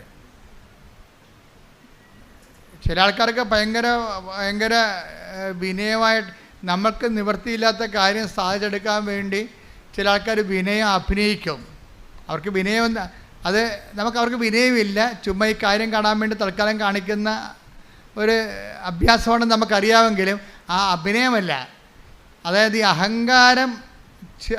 അഹങ്കാരം അവസാനിപ്പിക്കുമ്പോഴാണ് വിനയം രൂപപ്പെട്ട് വരുന്നത്. അഹങ്കാരവും വിനയവും ഒരുമിച്ച് വസിക്കത്തില്ല. അതിവിടെ വിഷയമാണ്. ഉടമ്പടിയിലുള്ള ആൾക്കാർ ഇപ്പം അതെനിക്കറിയാം, എന്നോട് ആരും പഠിപ്പിക്കേണ്ട എന്ന് പറയത്തില്ല. അതാണ് അഹങ്കാരം. അതെനിക്കറിയാം, എന്നെ ആരും പഠിപ്പിക്കേണ്ട എന്ന് പറയും. ചില ആൾക്കാർ കുറേ മുമ്പോട്ട് പോയാലും പരിചയമില്ലാത്ത സ്ഥലത്ത് ചെന്നാലും ആരോടും വഴി ചോദിക്കത്തില്ല. തന്നെത്താൻ തിരക്ക് കണ്ടുപിടിക്കും. എന്താണ്? ആരോടും ചോദിക്കുമ്പോൾ എനിക്ക് വഴിയറിയാൻ പാടില്ലെന്ന് അവർക്കറിയത്തില്ലേ? അതിവർക്ക് കുറച്ചിലെന്ന് സാധനം. കുറച്ചിൽ കണ്ട ഇവർക്കെന്താ കൂടിയ ഉരുപ്പടിയാണെന്ന് അവർക്ക് തന്നെ അറിയാം. അതാണ് കുറച്ചിലെന്ന് പറയണത്. കുറച്ചിലെന്നല്ലേ പറഞ്ഞത് അഹങ്കാരത്തിന്. അപ്പോൾ ഇവർക്ക് തന്നെ അറിയാം ഇവരെന്താ കൂടിയ ഉരുപ്പടിയാണ്. ഒരു സ്ഥലത്ത് പോവുകയാണ്, പരിചയമില്ലാത്ത വഴിയാണ്. പക്ഷേ നിർത്തിപ്പോലും ചോദിക്കത്തില്ല ഇതെവിടെയാണ് പോകേണ്ടതെന്ന് ചോദിക്കത്തില്ല. എന്താണ്? തിരക്ക് കണ്ടുപിടിക്കും. ചില ഇപ്പോൾ വന്ന് ഗൂഗിളിനോട് മാത്രമല്ലേ ചോദിച്ചുള്ളൂ. അങ്ങനെയല്ല ആൾക്കാർ കുളത്തിൽ ചാടണത്. ഇപ്പം അഹങ്കാരികൾക്ക് ഏറ്റവും വലിയ ഗുണം ചെയ്തിരിക്കണ ഗൂഗിളാണ്. എപ്പോഴായാലും പാഠശേഖരത്തൊക്കെ ചെന്ന് അവസാനിക്കണത്. ഗൂഗിൾ ചേച്ചി എപ്പോഴും തെറ്റിക്കുമല്ല. എന്നാലും വാ വിളിച്ച് ആരോടും ചോദിക്കത്തില്ല. നിങ്ങൾ വാ വിളിച്ചൊരു കാര്യം ചോദിക്കാത്തതാണെങ്കിൽ അഹങ്കാരിയാണെന്ന് നിങ്ങൾ ഓർത്ത് വെച്ചാൽ മതി. അത് ഈ കാര്യത്തിന് വേണ്ടിയല്ല, പല കാര്യത്തിലും നിങ്ങൾ അഹങ്കാരിയാണ്. ഒരു കാര്യത്തിൻ്റെ പോവഴി എങ്ങനെയാണ് എന്ന് ചോദിക്കണം. അറിയാൻ പറയും ചോദിക്കണം. അത് ചോദിക്കുന്നില്ല, അതിന് മോന്തം കയറ്റി ഇരിക്കുകയുള്ളൂ. മറ്റുള്ളവർ ഇങ്ങോട്ട് വന്ന് പറയട്ടെ എന്നൊക്കെ പറയുന്ന സംഭവം ഇവർക്ക് ഉടമ്പടി വർക്കൗട്ട് ചെയ്യത്തില്ല. ഇത് മരിയ സ്പിരിച്വാലിറ്റി വർക്ക് ചെയ്യുന്ന സാധനമാണ്. അത് കാരണം അഹങ്കാരികളെ ഒന്നെങ്കിൽ ദൈവം ചിതറിക്കും, അല്ലെങ്കിൽ നമ്മളെ ചിതറിക്കണം. ഒപ്പിച്ചു പോകാൻ പറ്റത്തില്ല. അപ്പോൾ അത് വിനയാനെതിരെ അവൻ ഉയർത്തി. കണ്ട വചനത്തിൽ take the bed of God. ലൂക്ക 1:52. ലൂക്ക 1:52. ശക്തന്മാരെ സിംഹാസനത്തിൽ നിന്ന് മറിച്ചിട്ടു. എളിയവരെ ഉയർത്തി. അപ്പൊ എളിയവരെ ആരാണ് ഉയർത്തുന്നത്? എളിയവരെ അവരുടെ ചിറ്റപ്പന അങ്കിളാവെന്ന് ഉയർത്തുകയല്ല. ആരാണ് ഉയർത്തണത്? ദൈവം. എന്ന് വെച്ചാൽ എളിയവരെന്ന് പറയുമ്പോൾ മെറിറ്റ്, നോട്ട് ബൈ മെറിറ്റ് എന്നതിൻ്റെ അർത്ഥം എനിക്ക് യോഗ്യതയില്ല, പിന്നെ ആരാണ്? എന്നെ ഒന്ന് ഉയർത്തണമേ. അത് പറയാനുള്ള എളിമ പത്രോസിനുണ്ടായിരുന്നു. കടലിൽ മുങ്ങിയപ്പോഴേ പുള്ളി നാഥാ എന്ന് പറഞ്ഞില്ലേ, ഞാൻ നശിക്കുന്നു എന്ന് പറഞ്ഞില്ലേ, ഞാൻ തീർന്നെന്ന് പറഞ്ഞില്ലേ. തീർന്നില്ല, ഞാൻ നീന്തിക്കറിക്കൊള്ളാം, ഞാൻ 45 വയസ്സ് തൊട്ട് കടലിൽ തന്നെ ജനിച്ചാണ്, എനിക്ക് ആരുടെ സഹായം വേണ്ടെന്ന് പറഞ്ഞെങ്കിൽ പത്രോസിൻ്റെ അവസ്ഥ എന്തായിരുന്നു? പിടിയിട്ടില്ലേ? പത്രോസ് മുങ്ങിപ്പോവുകയാണ്. നാഥാ എന്ന് വിളിച്ചുകൊണ്ട് കൈ കാണിച്ച് എന്ന് കഴിഞ്ഞാൽ അപ്പം കയറി പിടിച്ച്. ആ കൈയൊന്നും പിടിക്കാൻ പറയണ്ട, എനിക്കറിയാം നീന്താൻ, ഞാൻ 45 വയസ്സിൽ വന്ന് കടൽ കണ്ട ആളാണ്, ഞാൻ 8-ാം വയസ്സിൽ കടൽ കണ്ട ആളാണ്, നിങ്ങൾ കാർപ്പൻ്റർ അല്ലെന്ന് ചോദിച്ചാൽ പണി കിട്ടുക. അതാ വിഷയം. അത് നമ്മൾക്ക് എളിമയുണ്ടോ ഇല്ലയെന്നറിയാൻ നമ്മൾക്ക് മറ്റുള്ളവരുടെ സഹായത്തിന് നമ്മൾ വാ പൊളിച്ച് മിണ്ടുമോ ഇല്ലയോ, അതാണ് അഹങ്കാരികളുടെ മിണ്ടത്തിലവരെ ചോദിക്കത്തില്ല, പരമാവധി തന്നെത്താൻ തന്നെ ചെയ്യാൻ നോക്കും. ദൈവം അത് ഉദ്ദേശിക്കണില്ല. കാര്യം നമുക്ക് ചെയ്യാൻ എല്ലാം തന്നെത്താൻ പറ്റത്തില്ല. തന്നെത്താൻ പറ്റാത്ത ഒത്തിരി കാര്യങ്ങളുണ്ട്. നിങ്ങൾ ഇംഗ്ലീഷ് സിനിമയിലൊക്കെ കണ്ടു കാണാം. ഈ ഞാൻ പണ്ടൊരു എക്സ്കർഷന് പോയപ്പോൾ എന്നെ ഈ child pregnancy and child birth എന്ന് പറഞ്ഞൊരു ഡോക്യുമെൻ്ററി. അപ്പോൾ ഒരു മദാമ തന്നെ കൊച്ചിനെ വലിച്ചെടുക്കുകയാണ്, പ്രഗ്നൻ്റാണ്, തന്നെത്താൻ മദാമ തന്നെ, എന്നിട്ട് ആ പ്ലാസൻ്റെയൊക്കെ കടിച്ചു പൊട്ടിക്കണം, എന്തെല്ലാം പരാക്രമം. പക്ഷേ ആ സിനിമയിലേ ഉള്ളു. നിങ്ങൾക്കറിയാമല്ലോ, പ്രസവിക്കണമെങ്കിൽ 5 നേഴ്സുമാർ വേറെ വേണമെന്ന്. അതാണ് സംഭവം, അത് സിനിമയിലേ ഉള്ളു. അത് കണ്ടുകൊണ്ട് ആരും തന്നെത്താൻ പ്രസവിക്കാൻ പോകരുത്, പണി കിട്ടും. എന്ന് വെച്ചാൽ ദൈവം ഇവിടെ സൃഷ്ടിച്ചിരിക്കണം മറ്റുള്ളവരെ കൂടി കണ്ടുകൊണ്ടാണ്. മറ്റുള്ളവർ നമ്മളെ സഹായിക്കണം, നമ്മളവരെ സഹായിക്കണം. അങ്ങനെ പരസ്പരം ആശ്രയിച്ചും സ്നേഹിച്ചും ജീവിക്കണം. അങ്ങനെ ഒരു സ്നേഹത്തിൻ്റെ കൂട്ടായ്മയുടെ വളർച്ചയിലാണ് നമ്മൾ ജീവിക്കാൻ ദൈവം ഉദ്ദേശിക്കുന്നത്. ശ്രുതികട്ടെ ഹല്ലേലൂയ. ഹല്ലേലൂയ ഹല്ലേലൂയ ഹല്ലേലൂയ ഹല്ലേലൂയ ഹല്ലേലൂയ. യേശുവേ നന്ദി. ഹല്ലേലൂയ ഹല്ലേലൂയ. ആരാധനയിലൂടെ ഞങ്ങളെ അഭിഷേകം ചെയ്യണം. പരമജീവകാരണത്തിന് നേരവും ആരാധനയും സ്തുതിയും പുകഴ്ചയും ഉണ്ടായിരിക്കട്ടെ. നമ്മുടെ സബ്ജക്റ്റ് എന്താണെന്നറിയാമല്ലോ, ഉടമ്പടിയും പെരുമാറ്റവും. പിടിയ അതാ സബ്ജക്റ്റ്. അതിൻ്റെ കണ്ടന്റ് വൈസ് എന്താണ്, എന്തുമാത്രം എളിമ നമ്മൾക്ക് ഉണ്ട്. എളിമയുടെ അഹങ്കാരി 2 വിഷയങ്ങളാണ്. അവിടെ മരിയൻ സ്പിരിച്വാലിറ്റി അനുസരിച്ചുകൊണ്ട് അഹങ്കാരികളെ ചിതറിക്കുകയും എളിയവരെ ഉയർത്തുകയും ചെയ്യും. എളിയവരെ ഉയർത്തുക എന്ന് പറയുമ്പോൾ ആ വിനയാന്യത എന്ന് പറഞ്ഞാൽ എന്താണ്? നോട്ട് ബൈ മെറിറ്റ് എന്ന അർത്ഥം. വിനയം തന്നെ എങ്ങനെയാണ്? നമ്മുടെ കഴിവല്ല, നമ്മുടെ യോഗ്യതയല്ല, പിന്നെ അങ്ങയുടെ കൃപ കൊണ്ട്. അതെല്ലാം ഉടമ്പടി വചനങ്ങളാണ്. മരിയ സ്പിരിച്വാലിറ്റി പറയണതെല്ലാം ഉടമ്പടി വചനങ്ങളാണ്. എന്താണ്? അഹങ്കാരികളെ ചിതറിച്ചു എന്നുവെച്ചാൽ എൻ്റെ മെറിറ്റ് തീർന്നു. പിന്നെന്താണ്? വിനയാനെതിരെ ഉയർത്തി. ഗ്രേസാണ് പിന്നെ ഉയർത്തണത്, ദൈവമാണ് ഉയർത്തണത്. അല്ല നമ്മുടെ വീട്ടുകാരും നാട്ടുകാരും അല്ല ഉയർത്തണത്, നമ്മുടെ മാർക്കും അല്ല ഉയർത്തുന്നത്, ദൈവമാണ്. കഴിഞ്ഞ ദിവസം ഒരു സാക്ഷ്യം ഉണ്ടായിരുന്നു. ഒരു മോള് B.Ed പരീക്ഷയാണ്. അപ്പോൾ അവളുടെ വൈവ എന്തോ പരിപാടിയാണ്. അപ്പോൾ അവൾ തോറ്റ് ഭയങ്കര പ്രയാസപ്പെട്ട് ഒക്കെ പഠിച്ചിട്ട് തലയ്ക്കാറില്ല. അവർ റിലേ പോകണം. പഠിക്കും തോറും റിലേ പോകും. റിലേ പോയാൽ കിളി പോയെന്ന് ആൾക്കാർ പറയത്തില്ല, അതുപോലെ പണ്ട് റിലേ പോയെന്ന് പറയും, ഇപ്പോൾ കിളി പോയെന്നാണ് പറയണത്. അപ്പോൾ അങ്ങനെ പോയിട്ട് ഒരു പിടിയും കിട്ടണില്ല. ഇവളെ വൈവയൊക്കെ വന്നിരിക്കുമ്പോൾ ഈ വൈവ അവൾ ഉടമ്പടി എടുത്തിട്ടുണ്ട്. മാതാവ് മാത്രമേ ഒരു ആശ്രയമുള്ളൂ, അവൾക്ക് സ്വന്തമായിട്ട് ആശ്രയമില്ല. പഠിച്ചതൊന്നും ഓർക്കണില്ല, അവളുടെ റിലേ പോയി. അപ്പോൾ മെറിറ്റ് റിലേ പോയെന്ന അർത്ഥം, കിളി പോയെന്ന അർത്ഥം എന്താ? മെറിറ്റ് പോയെന്ന അർത്ഥം. ഉടമ്പടി ഭാഷയിൽ എന്താണ്? അവൾ പഠിച്ചു, പക്ഷെ അവളുടെ തല നിൽക്കണില്ല, റിലേ പോയി. അപ്പോൾ മാതാവേ നീയേ ഉള്ളു കേട്ടാ. അപ്പോൾ അമ്മയും പറയും, നീ ചെല്ലടി മോളെ, മാതാവ് ഉണ്ടാകും കൂടാ എന്ന് പറയും. അപ്പോൾ ഇവൾ ചെല്ലുമ്പോൾ തന്നെ വൈവാക്കിയിരിക്കണ മാഷ് പേടിച്ചും വിറച്ചൊക്കെ തന്നെ ചെല്ലണത്. മാഷ് ഇവളെ കണ്ട് പറയും, നീ ഇത്രയും പേടിക്കേണ്ട കാര്യമൊന്നുമില്ല, നീ കൃപാസനത്തിൽ പോയി ഒരു ഉടമ്പടി എടുക്കുമെന്ന് പറയും. ആര്? അവിടെ ഇരിക്കണ മാസ്റ്റർ ഇവളോട് പറയണേ കൃപാസനത്തിൽ പോയി ഒരു ഉടമ്പടി എടുക്കാൻ. എക്സ്റ്റേണൽ എക്സാം, എക്സ്റ്റേണൽ അസസ്മെൻറ്റിലെ. അപ്പോൾ നീ കൃപാസനത്തിൽ പോയി ഉടമ്പടി എടുക്കാൻ പറയും. അപ്പോൾ ഉടനെ അയാൾ ഈ പെങ്കൊച്ചെന്ത് ചെയ്യുന്ന അവളുടനെ അവളുടെ പേഴ്സ് കൊടുത്തിട്ട് അവളെടുത്ത് ഉടമ്പടിയുടെ കാശ് രൂപ ഈ മാഷിനെ കാണിക്കും. ഞാൻ അവിടെ പോയതാണ്, ഉടമ്പടി എടുത്തതാണ്. അപ്പോൾ മാഷ് എന്ത് ചെയ്യും? മാഷിൻ്റെ ബാഗ് തുറന്ന് മാഷിൻ്റെ ഉടമ്പടി കാശ് രൂപം കാണിക്കും. ഒക്കെ അപ്പോൾ അവർ തമ്മിൽ ഉടമ്പടി കൂട്ടായി. കുറേ ആൾക്കാർ ഉടമ്പടി വഴി ഒത്തിരി പേര് അങ്ങോട്ടും ഇങ്ങോട്ട് സഹായിക്കുന്നുണ്ട്. നിങ്ങൾ അങ്ങനെ ഇരിക്കണം കേട്ടാ. അതുകൊണ്ടാണ് ഉടമ്പടി നിങ്ങളുടെ കഴുത്തെ കെട്ടി തന്നിരിക്കുന്നത്. അങ്ങോട്ടും ഇങ്ങോട്ടും കണ്ടാൽ മനസ്സിലാക്കണം. അതാണ് ഒരു കാരണം. സഹായിക്കാൻ പറ്റുന്നവരാണെങ്കിൽ അങ്ങോട്ടും ഇങ്ങോട്ടും സഹായിക്കണം, അതാണ് വിഷയം. അപ്പോൾ അതുകൊണ്ട് മാഷ് പറഞ്ഞ് നിനക്ക് സപ്ലി തരത്തില്ല, നീ പോയി 2ാമത് ട്രൈ ചെയ്യാൻ പറയും. അവൾ കമ്പ്യൂട്ടർ ട്രൈ ചെയ്തുകൊണ്ടിരിക്കുകയാണ്. 3/4 മണിക്കൂർ എടുത്തപ്പോൾ അവൾ ചെയ്തതിൻ്റെ അകത്തൊരു മിസ്റ്റേക്ക് ഉണ്ടായി. ഒരു ഹാഷ്, ഒരു സ്പേസ് എക്സ്ട്രാ കിടപ്പുണ്ട്. അവൾ 3/4 മണിക്കൂർ കൊണ്ട് നോക്കിയപ്പോൾ മാതാവ് കാണിച്ചു കൊടുത്ത് ഈ സ്പേസാണ് ഈ പ്രശ്നം ഉണ്ടാക്കിയിരിക്കുന്നത്. ആ സ്പേസ് അവൾ കമ്പ്യൂട്ടറെ കളഞ്ഞു കഴിഞ്ഞപ്പോൾ മൊത്തം മാർക്ക് അവൾ ജയിച്ച് പരീക്ഷയ്ക്ക്.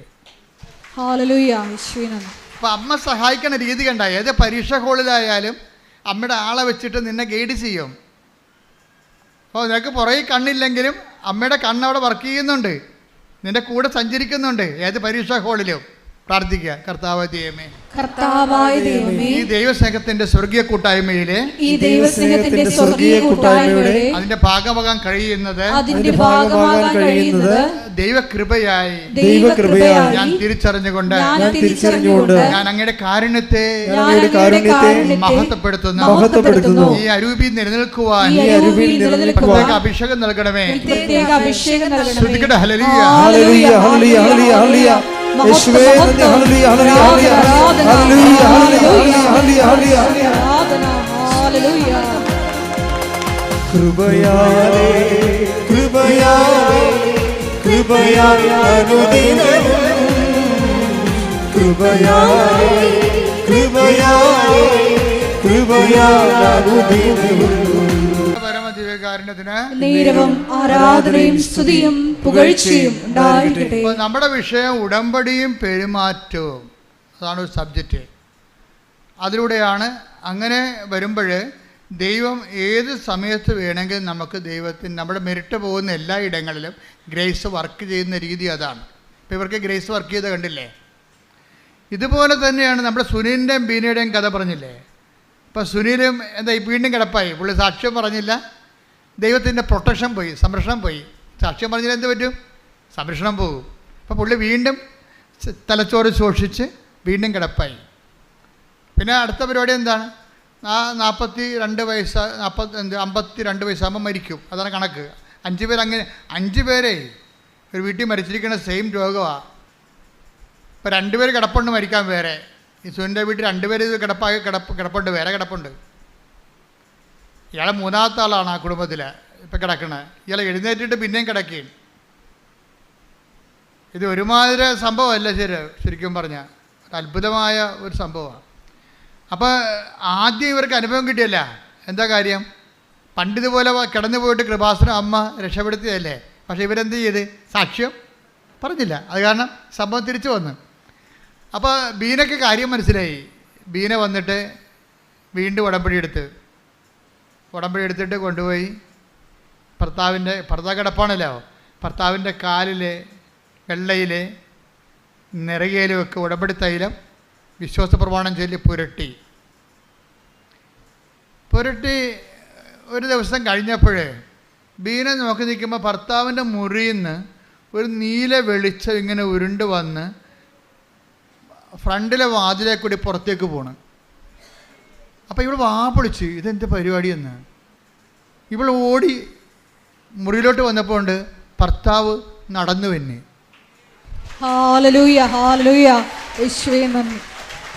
അപ്പം ഈ സുനിൽ പറഞ്ഞ എടി ഇപ്പോൾ ഒരു സംഭവം നടന്നെടി മാതാവ്, ഞാനിങ്ങനെ ഒരു അരമയക്കത്തിലായിരുന്നു.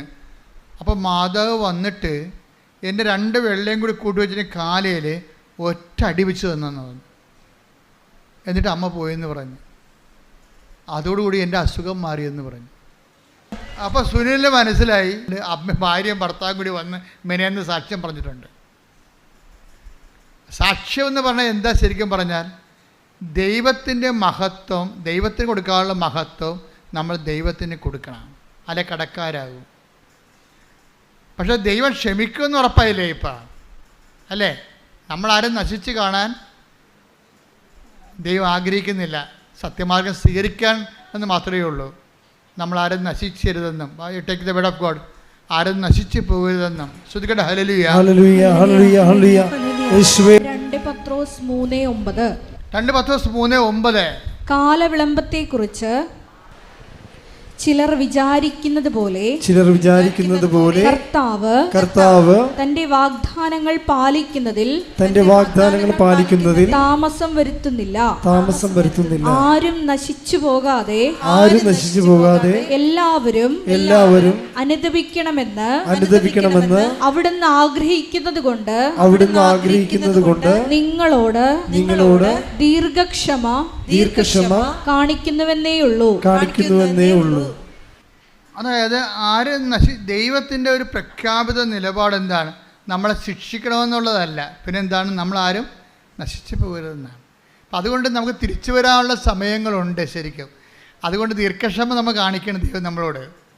നമ്മൾക്കിതുപോലുള്ള അനുഭവങ്ങൾ വരുമ്പോൾ, ഈ കൂടുതൽ അനുഭവങ്ങളിലേക്ക് നമ്മൾ വളർന്നു വരുമ്പോൾ എന്താ ഗുണമെന്നറിയാമോ? നമുക്ക് ഈ അനുഭവങ്ങളാണ് ശരിക്കും പറഞ്ഞാൽ പെരുമാറ്റങ്ങൾ തരുന്നത്. ദൈവത്തെക്കുറിച്ച് ഇപ്പോൾ സുനിലിനൊരു അനുഭവം കിട്ടി. ഇനി സുനിലിൻ്റെ ശരീരത്തിൽ 16 മുഴകളുണ്ട്. ഉടമ്പടി തൈലം തേച്ചപ്പോൾ ആ മുഴകളെല്ലാം അപ്രത്യക്ഷമാകുമ്പോൾ ഒക്കെ 3 അവശേഷിച്ച്. ഇപ്പോൾ സുനിൽ എന്താ പറയണത്? ഞാൻ ഈ 3 വേണ്ടി ആശുപത്രി പോകത്തില്ല. എന്താ കാര്യം? എൻ്റെ അമ്മ എന്നെ സുഖപ്പെടുത്തിക്കൊള്ളു. അപ്പം മുഴ കണ്ടിട്ട് അന്താളിക്കണില്ല. അതിനോട് ഒരു സൗമ്യത കാണിക്കണേ അദ്ദേഹം. എന്നുവെച്ചാൽ സഹിക്കുന്ന സ്നേഹത്തിൻ്റെ കൂടെ, സഹിക്കുന്ന സ്നേഹം എന്താണ്? ക്ഷമയാണ്. സൗമ്യത എന്ന് പറയുന്നത് സഹിക്കുന്ന സ്നേഹത്തിൻ്റെ കൂടെ പ്രത്യാശ കയറുമ്പോഴാണ് സൗമ്യത ഉണ്ടാകണത്. സൗമ്യത എന്ന് പറയുന്നത് ഒരു കോമ്പൗണ്ടായിട്ടോ ഒരു പല പുണ്യങ്ങളുടെ ഒരു കോമ്പൗണ്ടാണ്. സഹിക്കുന്ന സ്നേഹമാണ് ബേസ്മെൻറ്റ്. ആ സ്നേഹത്തിൻ്റെ കൂടെ സഹനം കയറുമ്പോൾ ആ ക്ഷമ. ഞാൻ ക്ഷമിച്ചിരിക്കണം എന്ന് വെച്ച് കഴിഞ്ഞാൽ എൻ്റെ അർത്ഥം എന്താണ്? എനിക്ക് നിന്നോട് സ്നേഹമുണ്ട്, എൻ്റെ സ്നേഹം കാരണം ഞാൻ നിന്നെ സഹിച്ചിരിക്കുന്നു എന്നതിൻ്റെ അർത്ഥം. അതാ ക്ഷമ. അതായത് എനിക്ക് സ്നേഹം നിന്നോടുണ്ട്, സ്നേഹം കാരണം ഞാൻ നിന്നെ സഹിച്ചിരിക്കുന്നു. അതിൻ്റെ പേരെന്താണ്? ക്ഷമിച്ചിരിക്കുന്നു എന്നാണ്. അപ്പോൾ ക്ഷമയെന്ന് പറഞ്ഞാൽ എന്താണ്? സ്നേഹം പ്ലസ് സഹനമാണ് ക്ഷമ. നിങ്ങൾക്ക് സ്നേഹം ഉണ്ടെങ്കിലും സഹിക്കാൻ തയ്യാറാകണം. ദൈവം ക്ഷമയുള്ളവനാണെന്ന് പറഞ്ഞു കഴിഞ്ഞാൽ, കരുണയുള്ളവനാണെന്നൊക്കെ പറഞ്ഞു കഴിഞ്ഞാൽ, അത് പറയണമെങ്കിൽ നമുക്കെന്താ മുടക്ക്? പറഞ്ഞാൽ പോരെ. പക്ഷേ കർത്താവ് പറയും, എനിക്ക് മുടക്കുണ്ട്. എനിക്ക് നിങ്ങളുടെ സ്നേഹമാണെന്ന് പറഞ്ഞാൽ ഞാൻ ആ സ്നേഹത്തെ സാധൂകരിക്കാൻ വേണ്ടി ഞാൻ സഹിച്ചിട്ടുണ്ട്. അതാണ് ദൈവം ക്ഷമിച്ചിരിക്കുന്നത്. അത് ക്ഷമയാണല്ല. കുരിശിൻ്റെ അവസാനം പറയുന്നത് എന്താണ്? പിതാവേ, അവർ ചെയ്യുന്ന എന്തെന്ന് അവരറിയുന്നില്ല, അവരോട്. കുരിശിൻ്റെ ക്ഷമയാണ്. ആ ക്ഷമ നമുക്ക് തരണേ എന്താണ്? ആ ക്ഷമ നമുക്ക് കിട്ടാനുള്ള ശിക്ഷ പുള്ളിക്കാരൻ വാങ്ങിച്ചെന്നാണ് ഈ പറയണത്. വീട്ടിലെ നമുക്ക് കിട്ടാനുള്ള പാപത്തിൽ കിട്ടാനുള്ള ശിക്ഷ അങ്ങേര് ശരീരത്തിൽ വാങ്ങിച്ചു. അതുകൊണ്ട് എന്താണ്? അങ്ങേര് നമുക്ക് വേണ്ടി സഹിച്ചു. സ്നേഹത്തിൻ്റെ കൂടെ സഹനം വരുമ്പോഴാണ് സഹിക്കുന്ന സ്നേഹം ഉണ്ടാകുന്നത്. ഈ സഹിക്കുന്ന സ്നേഹമാണ് ക്ഷമ. അപ്പം ക്ഷമയെന്ന് പറയുമ്പോൾ സഹിക്കണം, അല്ലാതെ ക്ഷമ എന്ന് പറഞ്ഞൊരു കാര്യമില്ല. ചില ആൾക്കാർ പറഞ്ഞില്ലേ, ഞാൻ ക്ഷമിച്ചിരിക്കുന്നു പക്ഷെ ഞാൻ മറക്കത്തില്ല. അടി മോദത്തിൽ കൊടുക്കേണ്ടതാണ് അവൻ്റെ. എന്താ കാര്യം? ക്ഷമിച്ചാൽ ദൈവം മറക്കും. ക്ഷമിച്ചെന്ന് വെച്ചാൽ പിന്നെ അതിനെക്കുറിച്ച് ഓർക്കത്തില്ല. ഓർത്ത് കഴിഞ്ഞാൽ നമ്മുടെ മോന്ത മാറും. ഇല്ലേ? ക്ഷമിച്ചെന്ന് പറഞ്ഞിട്ട് പിന്നെയും ഈ തേള് കുത്തിയ മോന്തയായിട്ട് നടക്കുകയല്ലേ. ക്ഷമിച്ചു എന്ന് പറഞ്ഞിട്ട് പിന്നെയും നമ്മുടെ മോന്ത അവരെ കാണുമ്പോൾ തേള് കുത്തിയ പോലെ ഇരിക്കും. നീ ആരെങ്കിലും നിങ്ങൾ കാണുമ്പോൾ തേള് കുത്തിയ മോന്ത കാണിച്ചിട്ടുണ്ടെങ്കിൽ നീ ക്ഷമിച്ചിട്ടില്ല അവരോട്. അതാ വിഷയം. കാര്യം എന്താണ്? സഹിക്കാൻ നീ തയ്യാറല്ല. കാര്യം ക്ഷമയെന്ന് പറഞ്ഞാൽ എന്താണ്? സഹിക്കുന്ന സ്നേഹമാണ്. ഈ സഹിക്കുന്ന സ്നേഹം ചില ആൾക്കാർ നമ്മൾ പലവട്ടം സഹിക്കേണ്ടി വരും. ഭർത്താവിനും ഭാര്യനൊക്കെ ഉള്ള കുഴപ്പം അതാ. കാര്യം രണ്ടും ഒരു കൂരെ താമസിക്കുകയല്ലേ. പലവട്ടം ഞങ്ങൾക്കൊരു ഇടവകയിൽ ചെന്ന് കഴിഞ്ഞാൽ 5 കൊല്ലം ഇടവക്കാർ നമ്മളെ സഹിച്ചാൽ മതി. 5 കൊല്ലം കഴിയുമ്പോൾ ബിഷപ്പ് പറയും വണ്ടി വിട്ടേക്കാൻ പറയും അടുത്ത ഇടവകയിലോട്ട്, അടുത്ത ഇടവക്ക് പണി ഉണ്ടാക്കാൻ വേണ്ടി. എന്നാലും ഞങ്ങൾ പരമാവധി ആൾക്കാർ സ്നേഹിച്ചൊക്കെയാണ് ജീവിക്കുന്നത്. പരമാവധി എല്ലാ കാര്യങ്ങളും ഇടപെടുകയും ചെയ്യും. ഞാനോർക്കണേ ഇനി ഒരു ജന്മം കിട്ടിയാൽ ഞാൻ കത്തോലിക്ക പുരോഹിതനാകും. എന്താ കാര്യം? ജനങ്ങളെ സ്നേഹിക്കാൻ ഇതുപോലുള്ള ഒരു അവസരമുള്ള ഒരു ശുശ്രൂഷ വേറെയില്ല. ഞാനെന്തുകൊണ്ടാണ് നിങ്ങൾക്ക് രാത്രിയും പകലും സംരംഭ്യമാക്കണത്? എന്താ കാര്യം? എന്നെ കൈയും കാലും കെട്ടാൻ എനിക്ക് ആരുമില്ല. കാര്യം ഞാൻ എടുത്ത സ്വന്തം തീരുമാനത്തിലാണ് ജീവിതം സമർപ്പിച്ചിരിക്കുന്നത്. അപ്പോൾ ദൈവം എന്തുകൊണ്ടാണ് അതിൻ്റെ കൂടെ നിൽക്കണത്? അതിനെ കൂടെ ദൈവം നിൽക്കണത് എന്തുകൊണ്ടാണ്? നിങ്ങൾ തന്നെ സാക്ഷ്യം, നിങ്ങളുടെ ഭർത്താവിനോടോ ഭാര്യയോടോ ഉള്ള സമർപ്പണം സത്യസന്ധമാണെങ്കിൽ ദൈവം നിങ്ങളുടെ കൂടെ നിൽക്കും. ഈ ഡൈവേഴ്സിൻ്റെ ആവശ്യം വരത്തില്ല. ഇപ്പോഴെന്ന് വെച്ച് കഴിഞ്ഞാൽ ഈ ഡൈവേഴ്സ് ഒത്തിരി വരുന്നുണ്ടല്ലോ ഇങ്ങനെ വരുന്നത്. അതിൻ്റെ കാര്യം അവർക്ക് വിശ്വാസം ഇല്ലാത്തത് കൊണ്ടാണ്. വിശ്വാസമുള്ളവർ ആരും ഡൈവേഴ്സ് ആകുന്നില്ല. എത്ര പേരാണ്? അപ്പോൾ നമ്മൾ പറയുമ്പോൾ ഒരു 100 പേരെ കല്യാണം കഴിപ്പിച്ച 10 പേരാണ് ഇങ്ങനെയുള്ള ഡൈവേഴ്സിലേക്ക് വരണം. അത് പറയണ സാവരജംഗ വസ്തുക്കൾക്ക് വേണ്ടിയോ അല്ലെങ്കിൽ ജോലി സംബന്ധമായ കാര്യങ്ങൾക്ക് വേണ്ടി, ദൈവത്തിൻ്റെ മുമ്പിൽ പട്ടിക്കാട്ടത്തിൻ്റെ വില പോലും ഇല്ലാത്ത കാര്യങ്ങൾക്ക് വേണ്ടിയാണ് നിങ്ങൾ ദൈവത്തിൽ നിന്ന് അകന്ന് പോകണത്. ശരിക്കും പറഞ്ഞാൽ ഡൈവേഴ്സ് എന്ന് വെച്ചാൽ ദൈവമായിട്ട് പോയി ഡൈവേഴ്സ് ചെയ്ത് പോവുകയാണ്. അല്ലാതെ ഭർത്താവുമായിട്ട് നമുക്ക് ഡൈവേഴ്സ് ചെയ്യാൻ പറ്റത്തില്ല. ഭർത്താവുമായിട്ട് മാത്രമോ ഭാര്യയുമായിട്ട് മാത്രമോ ഡൈവേഴ്സ് ചെയ്യാൻ പറ്റത്തില്ല. അതുകൊണ്ട് നീ എങ്ങനെ അധപ്പതിച്ചു എന്ന് നോക്കണമെന്ന് പറഞ്ഞിട്ടുണ്ട്. Take the bed of God. വെളിപ്പാടിൻ്റെ പുസ്തകം എടുത്ത് നീ എവിടെ നിന്നാണ് അധപ്പതിച്ചതെന്ന് നോക്കണം. എന്ത് വിഷയം പറഞ്ഞാണ് നീ അധപ്പതിച്ചതെന്ന് നോക്കണമെന്നോ. ശ്രുതിക്കട്ടെ. ഹല്ലേലൂയ, ഹല്ലേലൂയ, ഹല്ലേലൂയ, ഹല്ലേലൂയ. യേശുവേ നന്ദി. ഹല്ലേലൂയ, ഹല്ലേലൂയ. യേശുവേ, യേശുവേ, ഹല്ലേലൂയ, ഹല്ലേലൂയ, ഹല്ലേലൂയ, ഹല്ലേലൂയ, ഹല്ലേലൂയ, ഹല്ലേലൂയ, ഹല്ലേലൂയ, ഹല്ലേലൂയ. യേശുവേ ആരാധന, ആരാധന. വെളിപാട് 2:5. വെളിപാട് 2:5. അതിനാൽ നീ ഏതവസ്ഥയിൽ നിന്നാണ് അധപ്പതിച്ചതെന്ന് ചിന്തിക്കുക. അനുദപിച്ച് ആദ്യത്തെ പ്രവർത്തികൾ ചെയ്യുക. അല്ലെങ്കിൽ ഞാൻ നിന്റെ അടുത്ത് വരികയും നിന്റെ ദീപപീഠം അതിന്റെ സ്ഥലത്ത് നിന്ന് നീക്കിക്കളയുകയും ചെയ്യും. ദീപപീഠം എന്ന് പറഞ്ഞാൽ എന്താണ്? ജ്ഞാനസ്ഥാന അവസരത്തിൽ നമുക്ക് തരുന്ന വെളിച്ചമാണ് വിശ്വാസം. അതുകൊണ്ടല്ല മരിക്കാൻ നേരത്തെ അച്ഛന്മാർ വന്നിട്ട് തലയ്ക്കിപ്പോൾ വെളിച്ചം കത്തിച്ച് വെക്കണത്. എന്താ പറയണത്? എന്നിട്ട് എന്താ പറയണത്? ജ്ഞാനസ്ഥാനത്തിൽ കൊടുക്കുമ്പോൾ ഈ ദീപം കൊടുക്കുമ്പോൾ എന്താ കൊടുക്കണത്? ദീപം ജ്ഞാനസ്ഥാനത്തിൽ കൊടുത്തിട്ട് കൊച്ചിൻ്റെ കൈ കൊടുത്ത് പറയും, മാതാപിതാക്കന്മാരെ, ജ്ഞാനപിതാക്കളെ, നിങ്ങളുടെ കുഞ്ഞ് ക്രിസ്തുവിനാൽ പ്രകാശിതയാണ്. അവളെന്നും വെളിച്ചത്തിൻ്റെ മകനായി ജീവിക്കേണ്ടതാണ്. ക്രിസ്തുവിൻ്റെ പ്രകാശം അവനിൽ തിളങ്ങി വിളങ്ങട്ടെ. ദിവനാഥം വരുമ്പോൾ സ്വർഗസ്ഥരായ എല്ലാ വിശുദ്ധന്മാരുടെ അവിടുത്തെ എതിരേൽക്കുവാനുള്ള ഭാഗ്യം അവർക്ക് ലഭിക്കട്ടെ എന്ന് പറഞ്ഞുകൊണ്ടാണ് ദീപപീഠം തരണത്.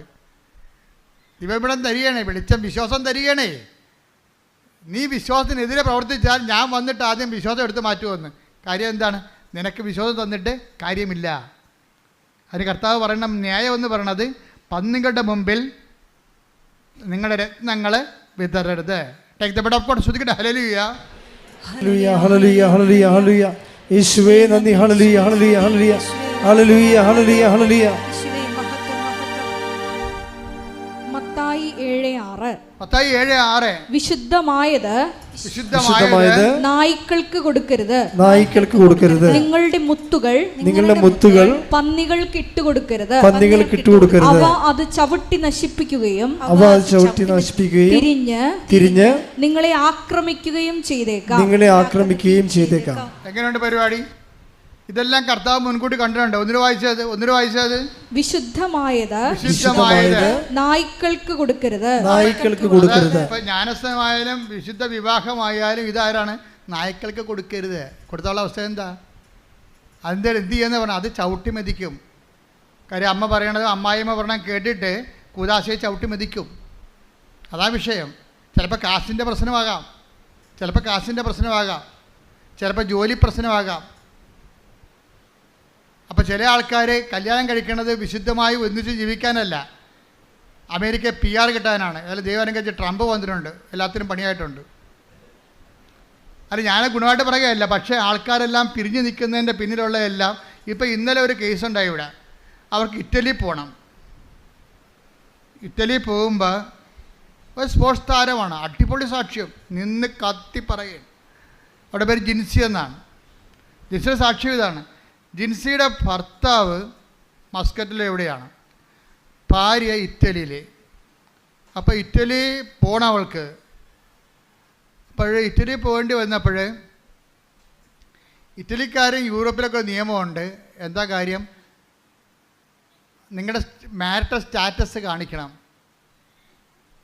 മാരിറ്റൽ സ്റ്റാറ്റസ് കാണിക്കുമ്പോൾ അവർ അവിടെ ഉണ്ടെങ്കിൽ, ഈ ഭർത്താവിനെ കൂടി ഇറ്റലി കൊണ്ടുപോകാൻ വേണ്ടിയാണ് ഇവരിപ്പോൾ ഇറ്റലി പോണത്.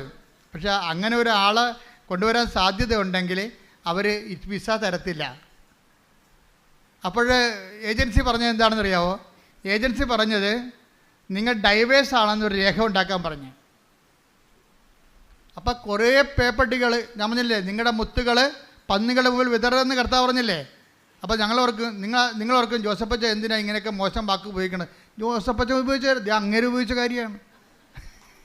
നിങ്ങളുടെ മുത്തുകൾ പന്നികളുടെ മുമ്പിൽ വിതറരുത്. എന്താ കാര്യം? കൂദാശ എന്തുമാത്രം ബലമായിട്ടാണ് ദൈവം കാണുന്നത് ദൈവാനുഗ്രഹത്തെ. അത് അർഹതയില്ലാത്ത ആൾക്കാർ കൊടുത്തു കഴിഞ്ഞാൽ അവർ ഏജൻസി പറയുമ്പോൾ ഡൈവേഴ്സ് ആകും. ദൈവം യോജിപ്പിച്ചത് ഏജൻസി വേർപെടുത്തി. എങ്ങനെയുണ്ട് പരിപാടി? പക്ഷേ ജിൻസി ഇത്തിരി കൂടിയ ക്രിസ്ത്യാനിയാണ്. ജിൻസി പറയണ ആ അഭ്യാസം നടക്കത്തില്ലെന്ന് പറയും. ഞാൻ ആൾത്താരെ നിന്നുകൊണ്ട് കർത്താവിൻ്റെ നാമത്തിൽ എൻ്റെ ജീവിത ഉടയോനെ പിടിച്ചതാണ്, കർത്താവിൻ്റെ കരം പിടിച്ച്. ഞാൻ ചെയ്യത്തില്ലെന്ന് പറയും. അപ്പം ഞാൻ അപ്പോൾ പറഞ്ഞ് എന്നാൽ നടക്കത്തില്ലെന്ന് പറയും. കാര്യം പല ആൾക്കാരും ഇനി പാസ്പോർട്ടിൽ തിരുത്തണം, ഞാൻ ഡൈവേഴ്സ്ഡ് ആണെന്ന്. ഡൈവേഴ്സ് ചെയ്ത് കഴിഞ്ഞാൽ പിന്നെ എന്ത് ചെയ്യും? ഡൈവേഴ്സ്ഡ് ആണെന്ന് പാസ്പോർട്ട് രേഖ വേണം. എല്ലാ രേഖകളും ഡൈവേഴ്സ് ഒന്ന് വേണം. അതോടുകൂടി ജീൻസ് റെഡിയല്ല, ഇത് ചെയ്യാൻ റെഡിയല്ല. കാര്യം അവൾ പറയുന്ന ന്യായം, ഞാൻ അൾത്താറിൽ ദിവ്യകുർബാനയുടെ മുമ്പിൽ നിന്നുകൊണ്ട് കർത്താവിൻ്റെ നാമത്തിലാണ് ഞാൻ കരം പിടിച്ചിരിക്കുന്നത്. അത് ജീവിതം പോയാലും ശരി കർത്താവിനോട് പാലിച്ച ഉടമ്പടി ഞാൻ പാലിക്കും. എന്നിട്ട് ഞാൻ മാതാവിനോട് പറഞ്ഞു, അമ്മേ ജീവിക്കണമല്ല അമ്മയെന്ന് പറഞ്ഞു. വിശ്വസിക്കുകയും ചെയ്യണം, എനിക്ക് ജീവിക്കുകയും ചെയ്യണം. അതാണ് വർത്തമാനം. കേട്ടില്ലേ? അമ്മ പറഞ്ഞനുസരിച്ച് ഞാൻ അത് വഴിപ്പെട്ടിട്ടില്ല.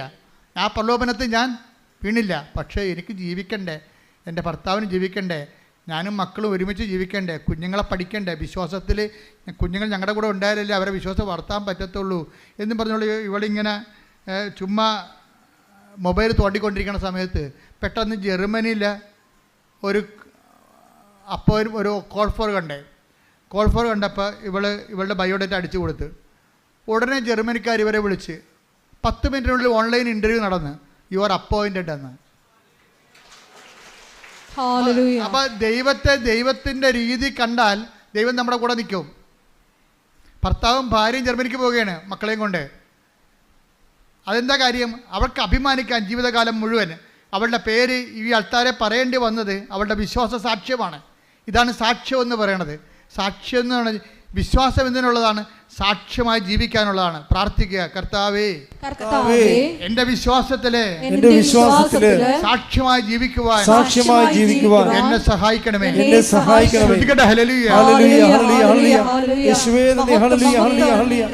കരുണത്തിന് ആരാധനയും സ്തുതിയും പുകഴ്ചയും ഉണ്ടായിരിക്കട്ടെ. എൻ്റെ പ്രിയപ്പെട്ടവരെ, നമ്മൾ കർത്താവ് നമ്മളോട് സംസാരിച്ചുകൊണ്ടിരിക്കുകയാണ്. നിങ്ങൾ ഓർക്കേണ്ടത്, ഇപ്പം ഈ ജിൻസിയുടെ കാര്യം തന്നെ എടുക്കാം.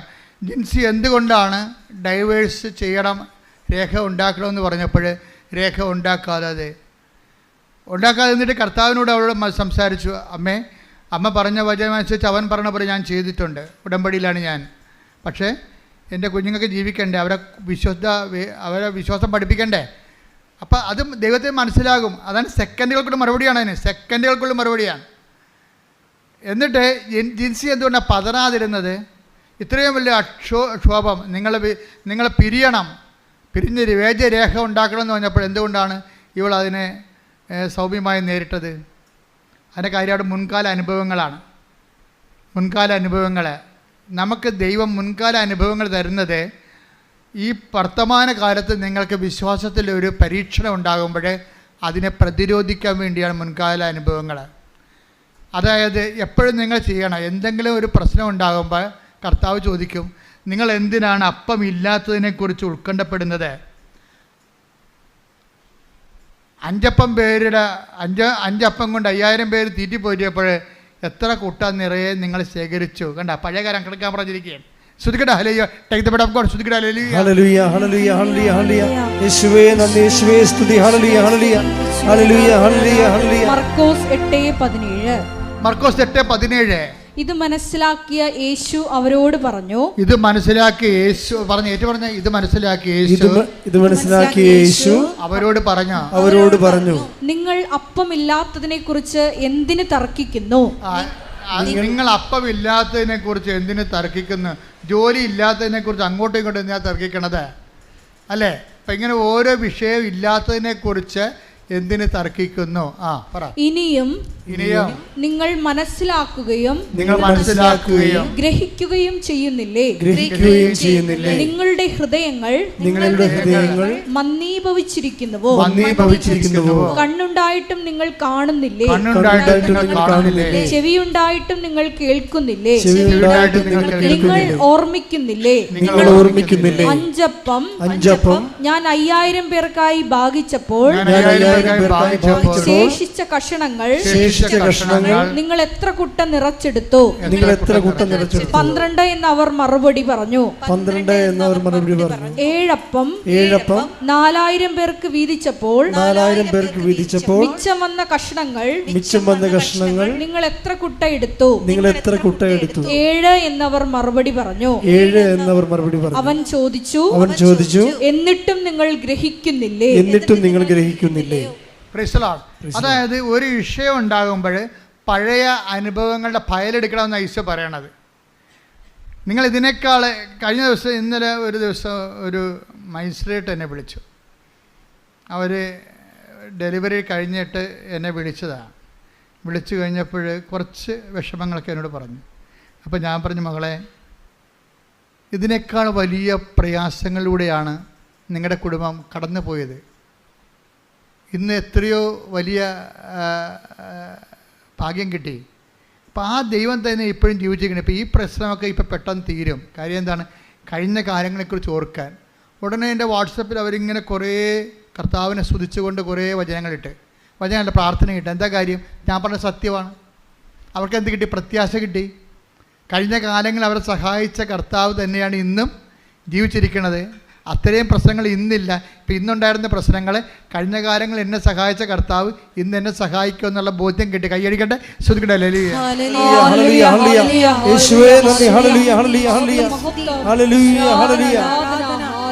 പരിശുദ്ധ പരമദിവ്യകാരുണ്യത്തിന് കണ്ണുകളടച്ച് കൈകൾ കൂപ്പി കൈകൾ നെഞ്ചോട് വെച്ചുകൊണ്ട് കർത്താവിൻ്റെ തിരുസന്നിധിയിൽ നമ്മൾക്കായിരിക്കാം. കർത്താവേ, നിന്റെ വിശുദ്ധ പൗരോഹിത്യത്തെ മഹത്വപ്പെടുത്തണമെന്ന് പ്രാർത്ഥിക്കുന്നു. ശ്രദ്ധിക്കട്ടെ. ഹല്ലേലൂയ, ഹല്ലേലൂയ, ഹല്ലേലൂയ,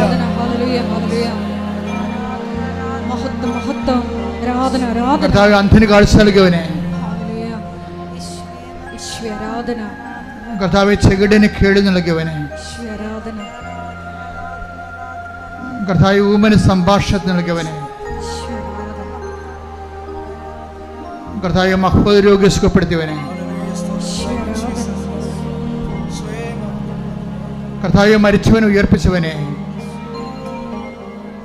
കർത്താവെ, നിന്റെ തിരുനാമത്തിന് സ്തോത്രം ചെയ്യുന്നു.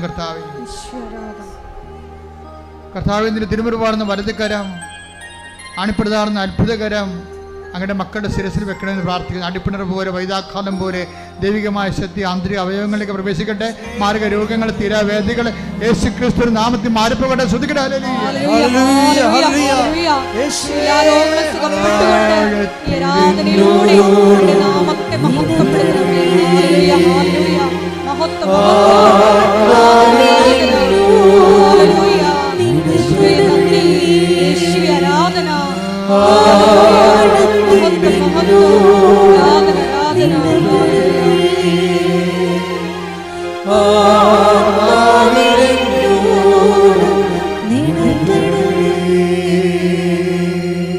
അഭിഷേകത്തിനെയും വിഷയം ശ്രദ്ധിച്ചുകൊണ്ടേ ഇരിക്കുക. അച്ഛൻ നിങ്ങളുടെ ജീവിതത്തിൻ്റെ മേഖലകൾ, ജോലിയില്ലാത്തവർ, വീടില്ലാത്തവർ, വഴിയില്ലാത്തവർ, കുടുംബങ്ങളെക്കുറിച്ചും കുഞ്ഞുങ്ങളെക്കുറിച്ചും വേദന അനുഭവിക്കുന്നവർ, പലതരത്തിലുള്ള സാങ്കേതിക സംഘർഷാത്മകമായ ജീവിത കുടുംബ സാഹചര്യമുള്ളവർക്കെല്ലാം വേണ്ടി പ്രാർത്ഥിക്കുന്ന സമയമാണ്. കർത്താവേ, നിന്റെ ഉന്നതമായ നാമത്തിൽ സ്വന്തം ചെയ്യുന്ന കർത്താവേ, നിന്റെ വിശുദ്ധ പൗരോഹിത്യത്തെ മഹത്വപ്പെടുത്തണമേ.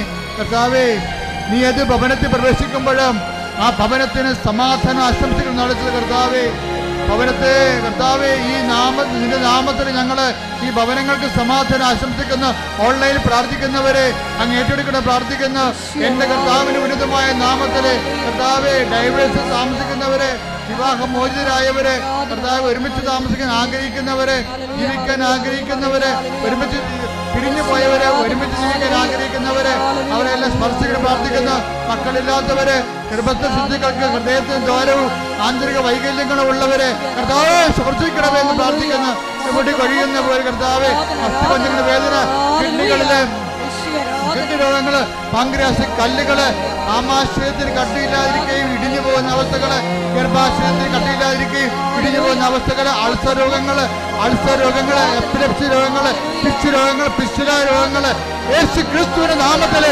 മാറിപ്പോകട്ടെ.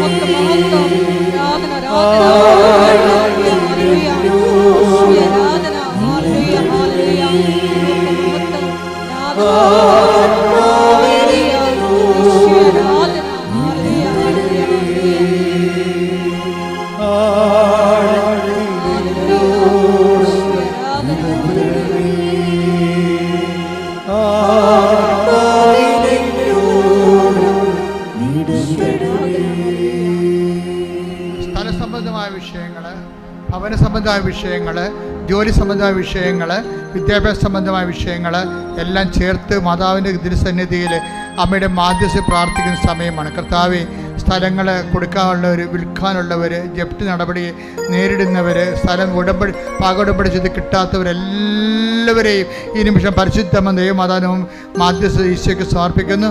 ദൈവത്തിൻ്റെ കരുണ അവരിലേക്ക് ആവശ്യിക്കട്ടെ. മക്കളെക്കുറിച്ച് വേവലാതി കൊള്ളുന്നവർ, പഠിക്കുന്ന കുഞ്ഞുങ്ങൾ, പഠനത്തിൽ പുരോഗതി ഇല്ലാത്തവർ, പഠിക്കാൻ പറ്റാത്തവർ, പഠിക്കുന്നത് മനസ്സിൽ പതിഞ്ഞു നിൽക്കുന്ന പരീക്ഷയെ പരിഹരിക്കാൻ കഴിയാത്തവർ എല്ലാ മക്കളെയും നിന്റെ തിരുമുറാണ് വലതുകരത്തെ സ്പർശിക്കണമെന്ന് പ്രാർത്ഥിക്കുന്ന കർത്താവ്. ഉദ്യോഗസ്ഥരെ, ജോലി ഇല്ലാത്തവർ, ജോലി തേടുന്നവർ, ഉള്ള ജോലി നഷ്ടപ്പെടാൻ പോകുന്നത്, ഉള്ള ജോലിക്ക് വേണ്ടത്ര ശമ്പളമില്ലാത്ത ജോലി മാറാൻ ആഗ്രഹിക്കുന്നവർ, രാജ്യം മാറാൻ ആഗ്രഹിക്കുന്നവർ, കർത്താവ് ഒരുമിച്ച് ജീവിക്കാൻ ആഗ്രഹിക്കുന്നവർ, ജോലി സംബന്ധ വിഷയങ്ങളിൽ കർത്താവ് ജീവിതം നഷ്ടപ്പെട്ടവർ എല്ലാവരും സഹിച്ച് പ്രാർത്ഥിക്കുന്ന ദൈവത്തെ വിസ, ഇൻ്റർവ്യൂ, PR അതുപോലെയുള്ള എല്ലാവിധ ഓഫർ ലെറ്റർ അതുമൂലം ഉണ്ടാകുന്ന ഓരോ തകരാറുകൾ, വിഷമതകൾ അനുഭവിക്കുന്ന എല്ലാവരുടെയും എല്ലാ വിഷമതകളും യേശു ക്രിസ്തു നാമത്തിൽ ബന്ധിക്കുന്ന സ്തുതിക്കട്ടെ. ഹല്ലേലൂയ, ഹല്ലേലൂയ, ഹല്ലേലൂയ, യേശുവേ നന്ദി, ഹല്ലേലൂയ.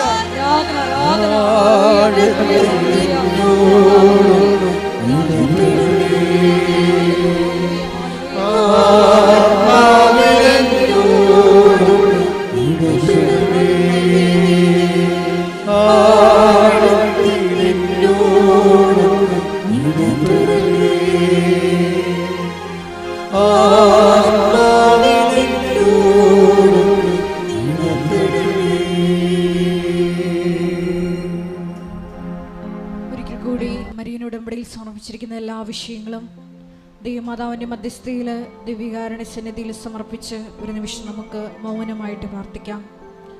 സുവിശേഷ കൈമാറ്റത്തിനുള്ള അധിക കൃപ, മറ്റുള്ളവരുടെ മുമ്പിൽ ഈശോയെ നിന്നെ ഏറ്റുപറയുവാനുള്ള കൃപ ഞങ്ങൾക്ക് നൽകണമേ എന്ന് പ്രാർത്ഥിച്ചുകൊണ്ട് ശിരസ്സ് നമിച്ച് നമുക്ക് ദിവ്യകാരുണ്യനാഥൻ്റെ ആശീർവാദം അതീവ സ്നേഹത്തോടെ സ്വീകരിക്കാം.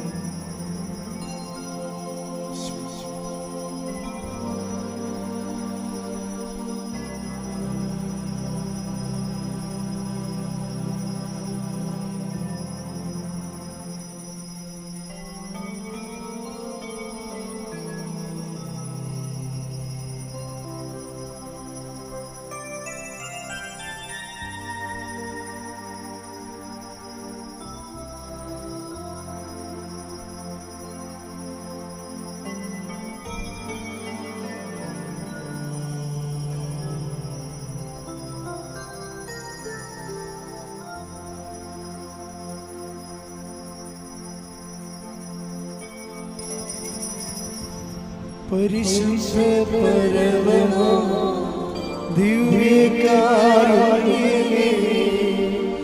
ഇന്നുമെന്നും അങ്ങേക്കാരാധന. പരിശുദ്ധ പരമ ദിവ്യകാരുണ്യമേ, എന്നുമെന്നും അങ്ങേക്ക് ആരാധന. പരിശുദ്ധ പരമ ദിവ്യകാരുണ്യമേ, എന്നുമെന്നും അങ്ങേക്ക് ആരാധന.